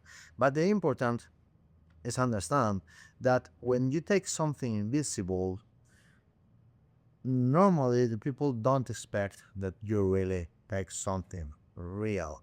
I mean, it should be we should be a little bit idiots if really we search for a long time and then we come with with a hidden object, and then in some way I want to know that the people think that we are not idiots. So but not all people. But so I can, when I go to take some invisible object, just take it. Oh, invisible is hard to find it. Yeah, and there is. And then you can perform a flattering or something, and then with these invisible objects and balls, and you can. Another another way is to search when you try to search in different pockets and you can find it or not. For example, I need a pen that I have here. Not here is ha. And of course, you every time that you go into the pocket, you can drop one ball that you have in your hand, or you can bring a new one into the stage. So to perform in this kind of these kinds of loads, of course, you need to understand yourself, your way to express, your way to performing, because not the same if you move slowly as if you move a lot, and if you, I, I mean, you need to know yourself to do these kind of things. And the most important is that you feel there's it's in that way. So that you notice focus attention here, and this doesn't matter. I mean, this hand comes in, comes out to the pocket, is here. No, I look there, I discard that option. Oh, it's not there, so it should be yes, here is. So nobody cares, nobody remember that you put the hands on the pocket. Of course, if now appear one ball, it's nothing too much um, impressive because of course your hands what's in the pocket just for a few seconds. But if you're in the middle of the routine and you need something or that, it could be very very strong. So other way to perform this kind of this kind of techniques is of course when you put something. If I were okay, I don't need this, I put it on the pocket and I come back with finger palm ball for sure. And there are the ways to hidden the ball in your to take the ball that you have hidden openly. I mean, you just go to the pocket to do something and use this travel to come back with a sponge ball. The other way is do it secretly. I mean, we want that nobody notice that we have one ball, that we do this move, right? And it could be to any pocket. You just need to rehearsal how to come here, how to come here, how to go here. On my experience, it's not necessary to do it faster, okay? Because it's our first impulse is go faster, but as fast as you go, as attention you bring in the hand that's moving. So it's the opposite. It's just think when you are performing. Okay, I need an sponge ball and this behind. So first of all, you need to understand how your arms move around your body. So if I need to take an sponge ball from behind and my hand, I'm talking here. First of all, I need to relax a little bit, or and then I did the half of because the half of the way because not the same doing. all of this and take the ball and come here, that just relax and only need to do this. Okay. It's important to understand that not only the hand load the pocket, is load the disposable, it's all your body. I mean, if I do this, of course, everybody will notice that. But if this shoulder go in front, in the natural move is that this hand goes to the other side. So anytime that I will talk or point anyone to the opposite direction, I talk with a spectator here, or I talk with a spectator here, and my shoulder out here, my hand is relaxing here. So it's very easy to take one ball from the pocket when you are here. It's difficult to take it when you are here, but you need to force the situation to they stay in the to the hand stay in the right place in the moment of the load. So of course the fits works for you too. It's not the same have the two feet in the floor like that and go to the pocket, that you have one foot behind and another in front of you, that it helps you a lot to turn over. So it depends where you put the feet. It's in this or this direction. For you could be easy to turn over or not. So if I want to make a load from this side, my feet, my right feet, do something like that, and or maybe like that, and the other a little bit. Not I never cross normally the front, no, but something just a little bit, and then I can. It's easier to load, right? So your feet helps you to. So the load is not with hands. The load is with all your body, and this is the most important to understand when you want to have one ball. And the other important thing to understand is the sliding theory. I mean, the tension and relaxing moments. Every time that you have a relaxing moment, you have time to load. Okay, because you are here, something happens, you can step back and make one quick load. Quick, I mean, in time, nothing fast. Okay, this, this, and this. Conjunto F. So I do a lot these kinds of loads, and the easy way to do a secret load and spongeables are really the perfect for learn how to load, because we have spectator hands, and every time that one spectator open his hands when something magic happens there, that they will think that it was only one ball and open with two. This is very amazing, and all the attention is focused in spectator hand, so not yours. So you can relax. Please open your hand. The mind is in the middle of the way. Open your hand, and when he do it, you just whatever you need to find your own test, but just step back and take the load and just continue with the techniques that you know, like a fluttering, finger palm, shoe leg on displays, whatever it is. The important is that you use the strong moments, the powerful effects in the routine to make a relaxing times and then come back. Okay, in a relaxing time you can always and then come back. And another way that I do it a lot is every time that the focus is in some point. I mean, if I have this one, I give it into a spectator. The spectator can take and can touch that, and when I come back, when I take it back, everybody's looking for the pen, so I can make a load instead the other that I did when I take the pens, of course. So just learn about your body, do it a lot, and don't be afraid for loads, because you remember every time that spectator open his hands is a great time for loads. The only difficult loads are the at the beginning of the routines, and it should be covered if you take an object or if you put an object in the pocket, and it's the easiest way to get any ball with you. So this is the loads techniques. Know yourself. We're gonna talk about false transfers. This is a huge theme about to talk about it, and we can put a lot of hours about talking about false transfers. The main idea of a false transfer is that you pretend to put one object in one hand that is not.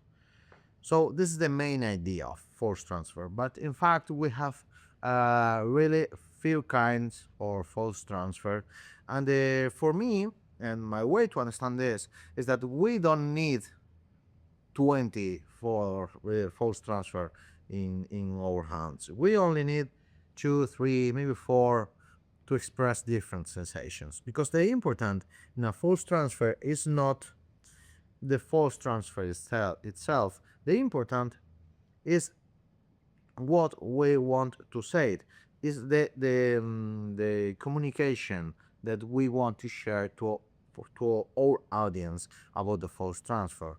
So I think that interpretation is more important than technique in false transfer. Of course, technique should be right. I mean, the false transfer should be great performed and end in a flattening or in a finger palm or something. But the technique should be it's important. But the way that we choose to interpret that force transfer is a huge difference, and we can choose a little kinds of interpretations in every force transfer. I mean, just a few examples. It's not the same just to put one ball in the hand and don't care too much that look the ball and put it in the hand and stay looking there. No, it's different feelings, different sensations. It's not the same just put it and don't care or just say no. But really, I put here that really are. We have different tones of interpretations about force transfers. One of the most important things that we can know about force transfers is that they are a technique between internal and external life. So the ball always transit to stay expand to be compressed. So this is a huge idea. I mean, always that we perform a force transfer, the balls start expanded and should end compressed. So we need to understand how we can use the force transfer technique to help us to fold the ball. Because, okay, this is a great force transfer, but this is not finger palm.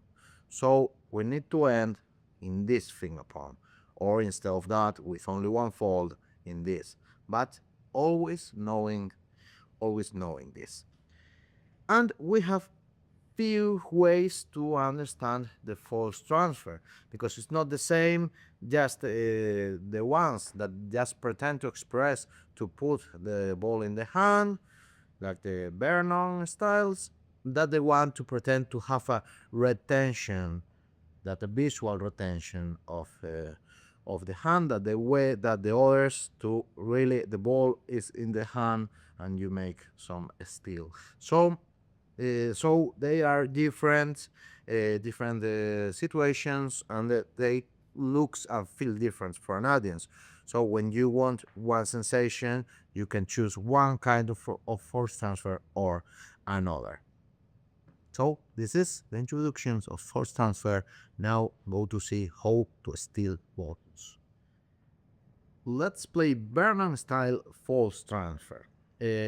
What it means is that we only try to do a force transfer that it looks like we only put the ball in the hand, nothing less than that. I mean, only take the ball and put it on the hand, and the force transfer should imitate that move. The idea of this simple force transfer that you can perform then in different situations, but the technique is very simple, is that we are gonna do a finger palm. we're gonna do a finger palm, but instead of press the ball in the bottom that we can, we're gonna press the ball in the middle of the ball. So if we press the ball in the middle instead of the bottom, we have a kind of finger palm that is longer, and of course it's better push in the bottom to do a second fold. But if we only do a single fold, push in the middle is better because the ball is longer and don't grow in this direction. So for this force transfer, we are gonna do just one fold at the beginning, and then we can bring a new one. So the idea is very simple. I mean, when I start to move the hand into another, in the diagonal force transfer, I really put the ball onto the hand. So with the sponge balls, with this kind of force transfer, we put the ball into the hand. I mean, the ball touch this point of the hand at the end of index finger, touch there, and the thumb press the ball into the middle of these two fingers. If you want, you can do it into the ring and go with the finger palm as you learned it. Then now it's important that left hand can take the ball and right hand doesn't close it. It only relaxing. I mean, if I close now the right hand, I'm stealing this ball. But if I just relax this hand, it's quite different. So the hand, the right hand, don't close here. Just thumb push and then relax around the thumb to make the first fold.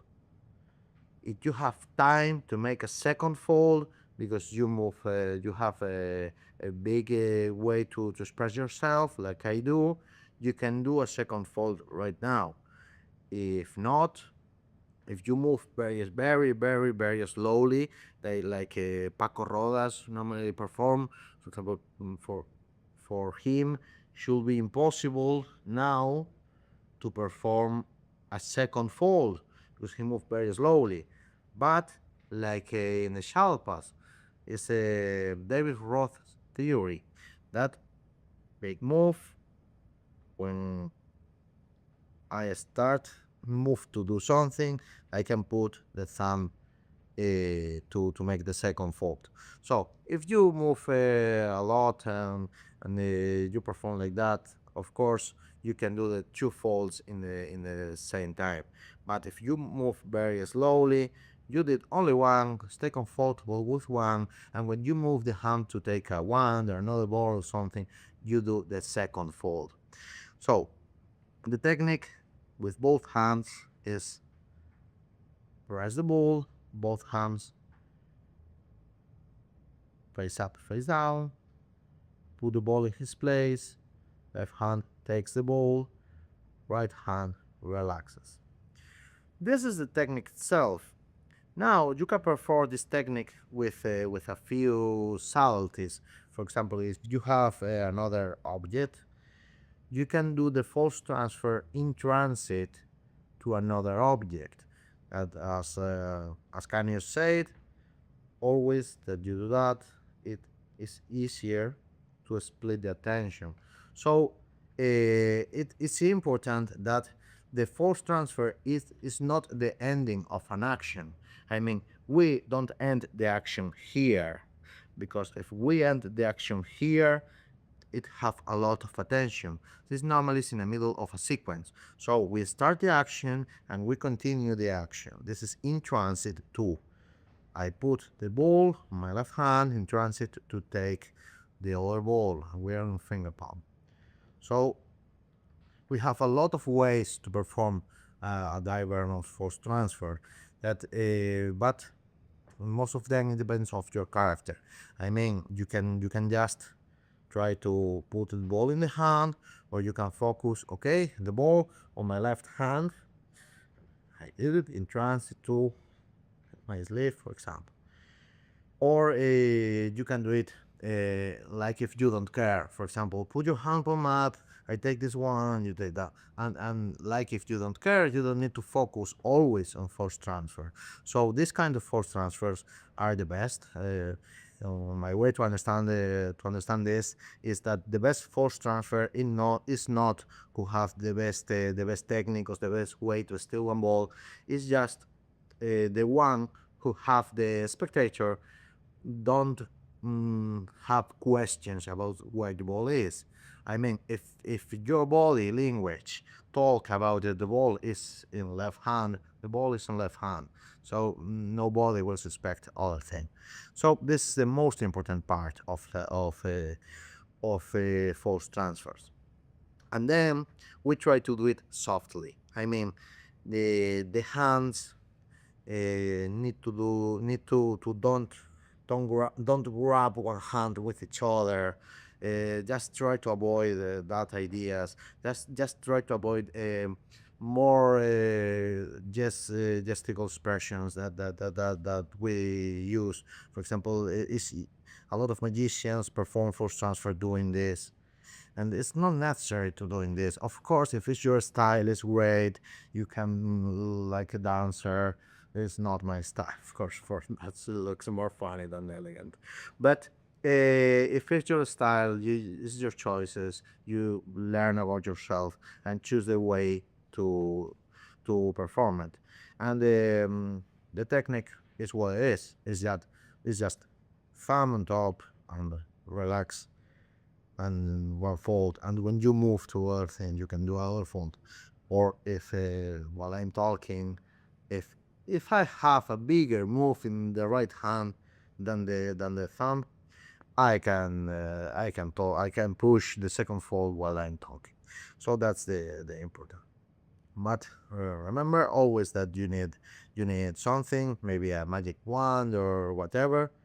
But take and there is, and you can use the techniques that we know to make this. Maybe you can use a display and a thumb palm to this happen, or whatever. Yeah, I mean, every routine is different, and you should learn how to use the force transfer.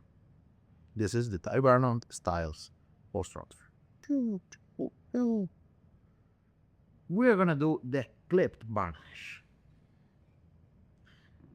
This vanish is a kind of retention vanish who always pretend to keep the visual retention literally of the spongeables. It pretend looks like when you close the hand, the ball is still there visually, you know. So we have several ways to interpret that technique.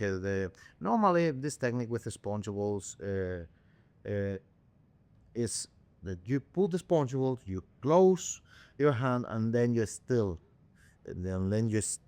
the ball into to sample. This is the classic way to perform this.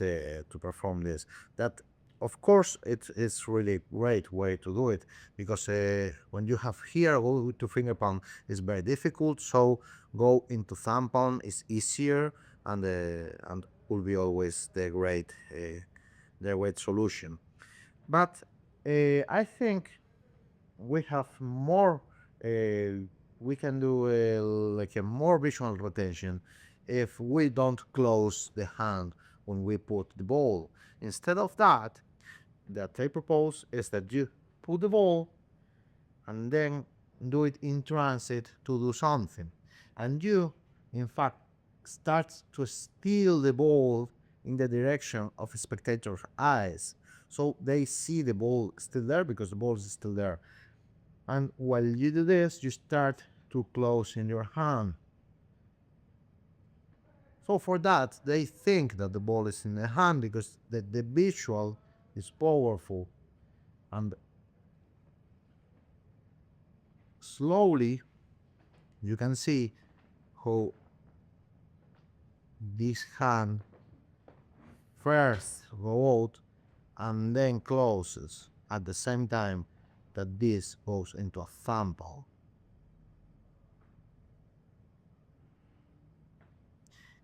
Normally I can go into a thumb palm or I can do into a finger palm.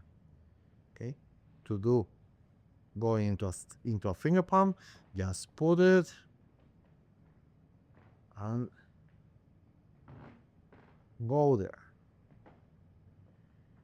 And in every situation, it could be great do it in transit. We can add a lot of ideas on top of this technique. If I do it in transit into a take the magic wand, I have an excuse to go in that direction, so it's better for the technique. Put it, then my finger pound the ball just with one fold and take the magic wand. In this case, the magic stick. And that's the main idea of this retention, that you can add more things. For example, with a false move. For this, I real put it, and then I make it in transit. So you can add more interpretation tips yet to make it better. But the important is that you always need to understand where are the spectators, because if they are at my left, I should move a little bit to this side to they can see the ball, because the problem of this should be if you still in this direction, because if I still in this direction, they can see exactly how I steal the ball. But if I do it in that direction, of course, they have the retention here of the ball when the hand is closed. So it's the clip punish. This thing. All in one match. Let's go to the delicate extraction. This move is from Frank Garcia's book, Encyclopedia of Spongeable Magic, and it's really a great move. This kind of force transfer is one who really put the ball into the hand. In fact, it's not really a force transfer, it's a steal, because you really put the ball in the hand and then you steal it from there.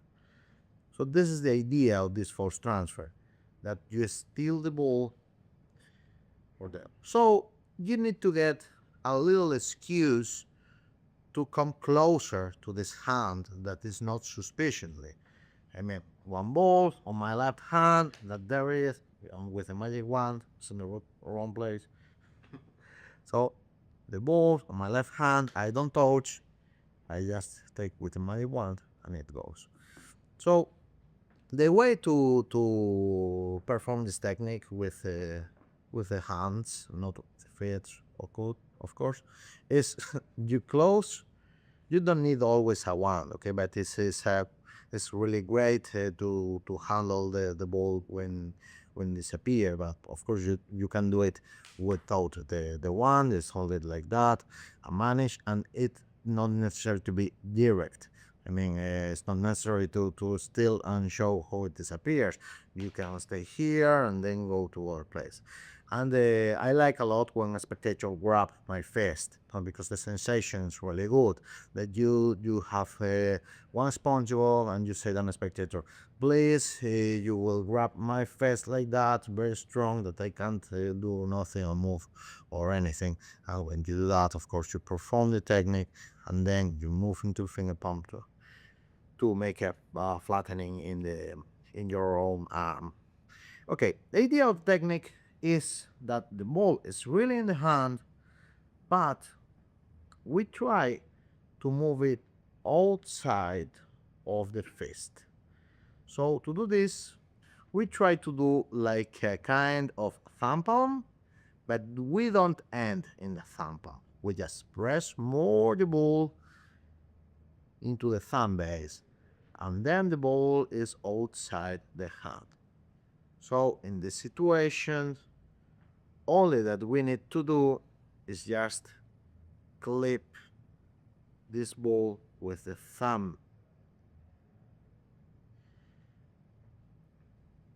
All that I recommend is that imagine that this an imaginary clock that goes in a reverse way, and when you are doing the second lap, you start to turn over the hand and you pinch here and do the steal.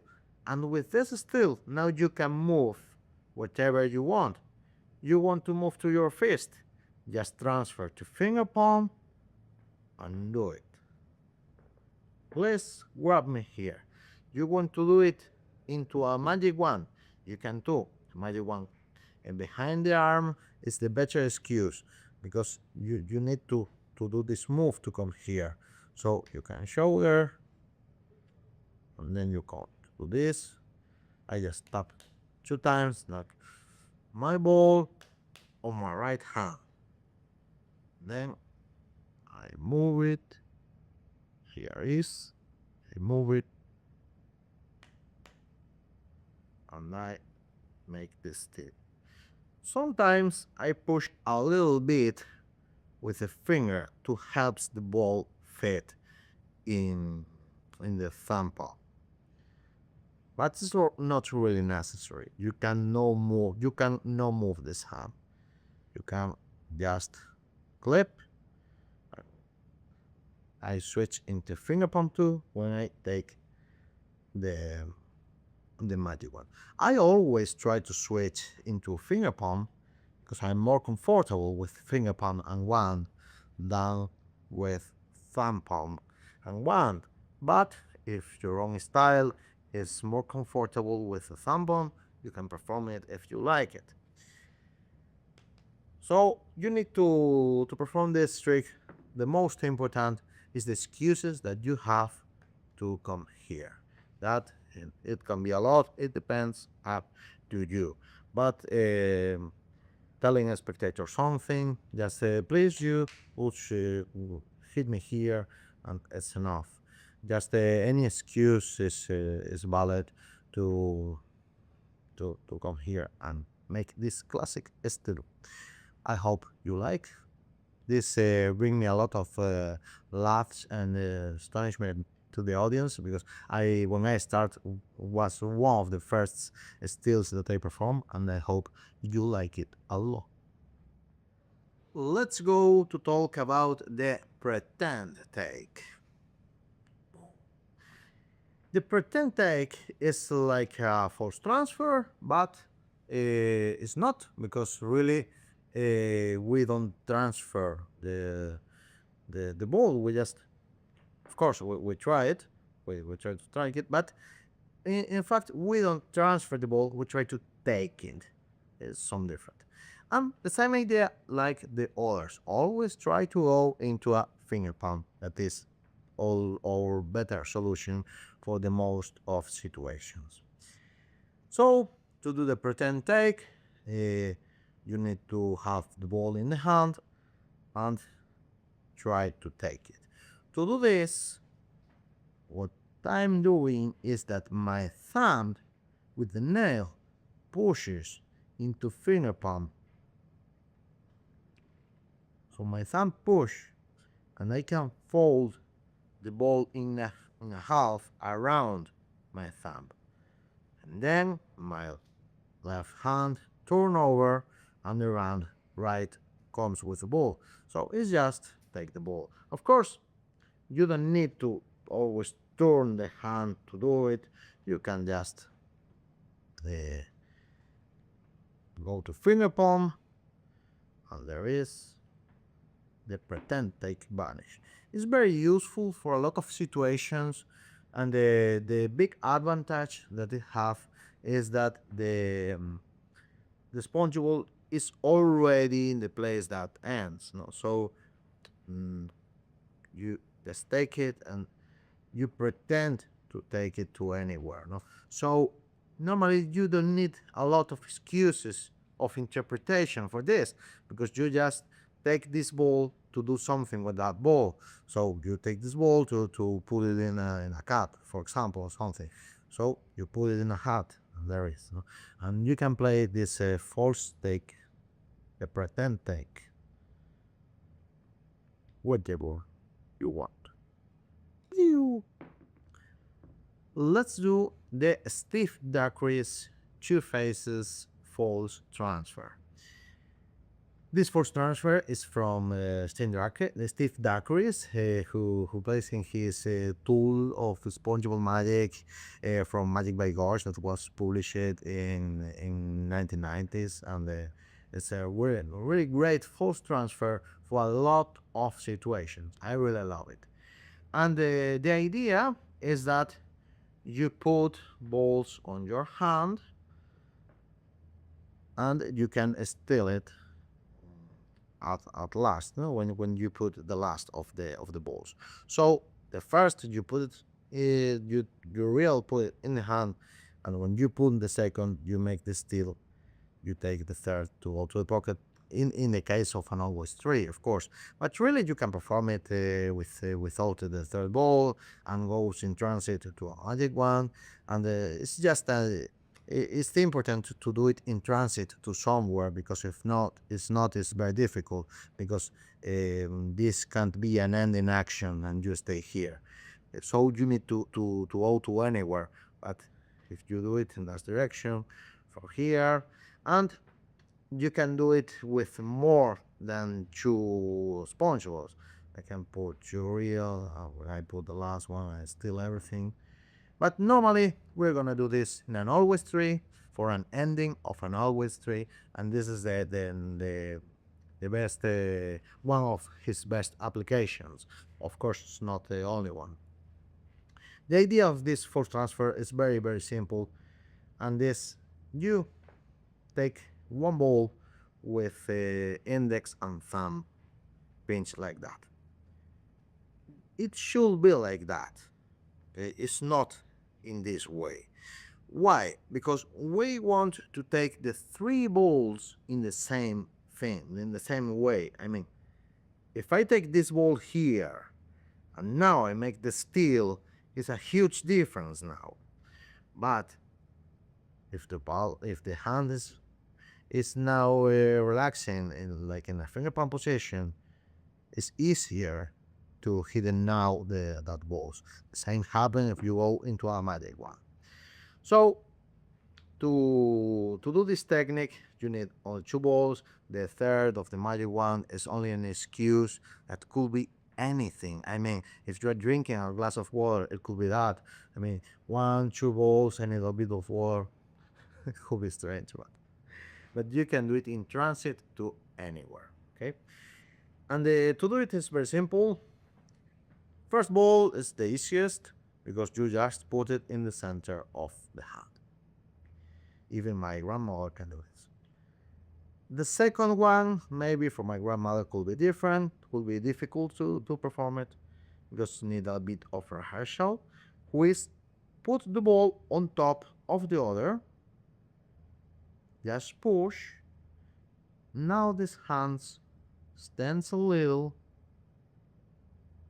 index finger push more, because we want the ball compressed much as we can, and thumb steal the both balls into the finger palm. Of course, it's not a great finger palm because we are stealing the balls as we can, but as you can see, more or less it's like a finger palm with one ball just with one folded. So put the first, the second on top.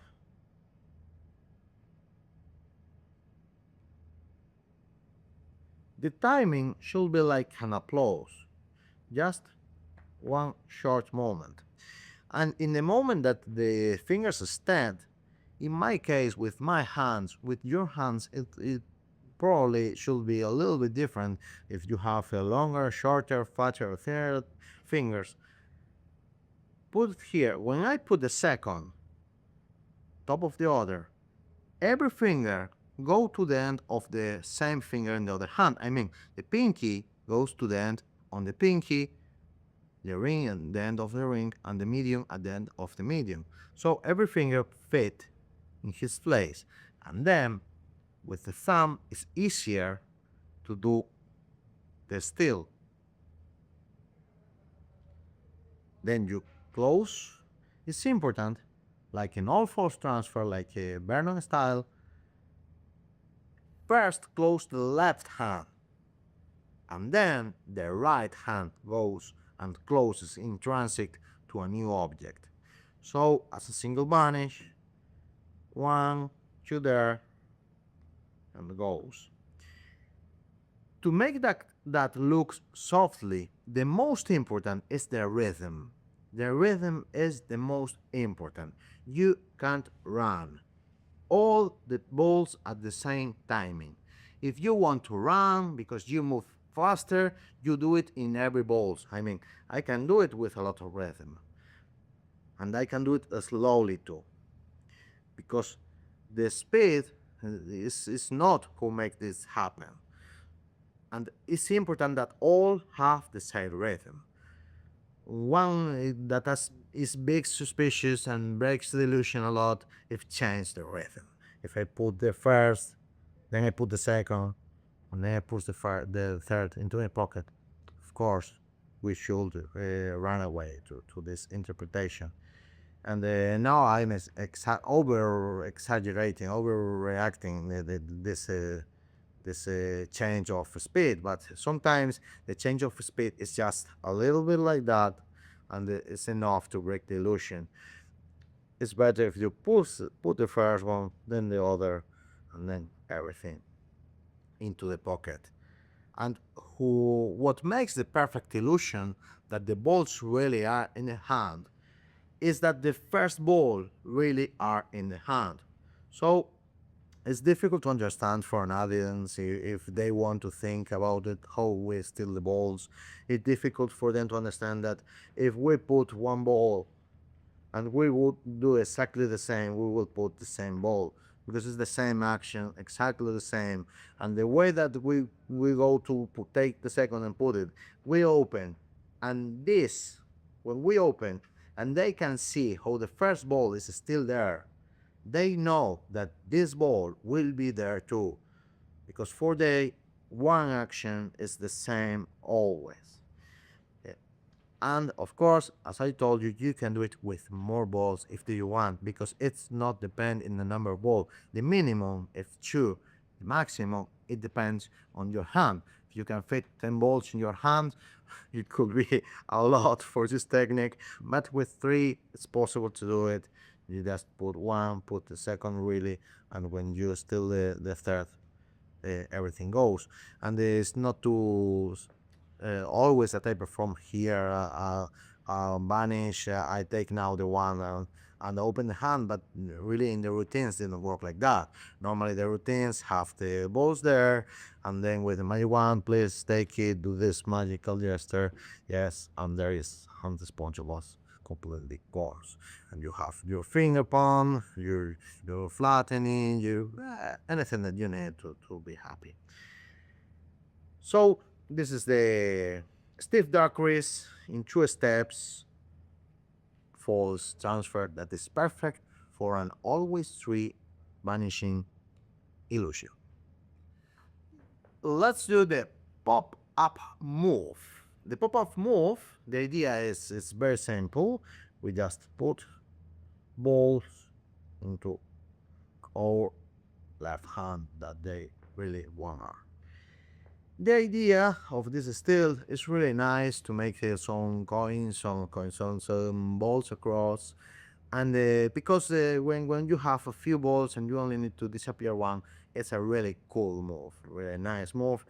That the original one is in the Frank Garcia's Encyclopedia of Spongeable Magic, the greatest book that we have from the 1976. And the idea is you put the ball into the hand and your second finger don't let the ball go in. So you close the fist and you introduce it, and it stops here. Of course, you can do it with a little salty that is introduce, that release, stop here, and then introduce the finger. And when you take the finger out, you move a little bit the ball from you. When you go to a second ball, the hand turns into you, and then you only need to open this finger a little bit and perform a Vernon force transfer. Vernon. And the second fall, you can do it when you go to introduce the ball again. That it could be really introduced, or it could be like last in the same position to steal another ball. Finger palm and second fold when I do second one. So this is the pop up move. Put force transfer by Vernons. And you can do it with more balls if you want. Normally, we do it only with the first ball to steal only one of the three balls. So this is the pop-up move from Frank's Tortilla. This is a classic color change. The idea of this technique is, of course, have one ball finger palm, and this is explained for the first time by Patrick Page in his DVDs in the 1990s. That he performed there a lot of ideas with SpongeBob for mouth, and kind of matrix, and he brings us a lot of new ideas in that video, and this was one of them that I'm sure that in more magicians does this, because it's a classic coin move. So just like with the same color change with the coins, we just come here with the ball and finger palm, we clip the ball, and we try not only clip the ball, we always go into folded situations, so we just clip the ball around the thumb, and it helps a little bit. It's not too much, but it's a bit more than don't do it. And you can open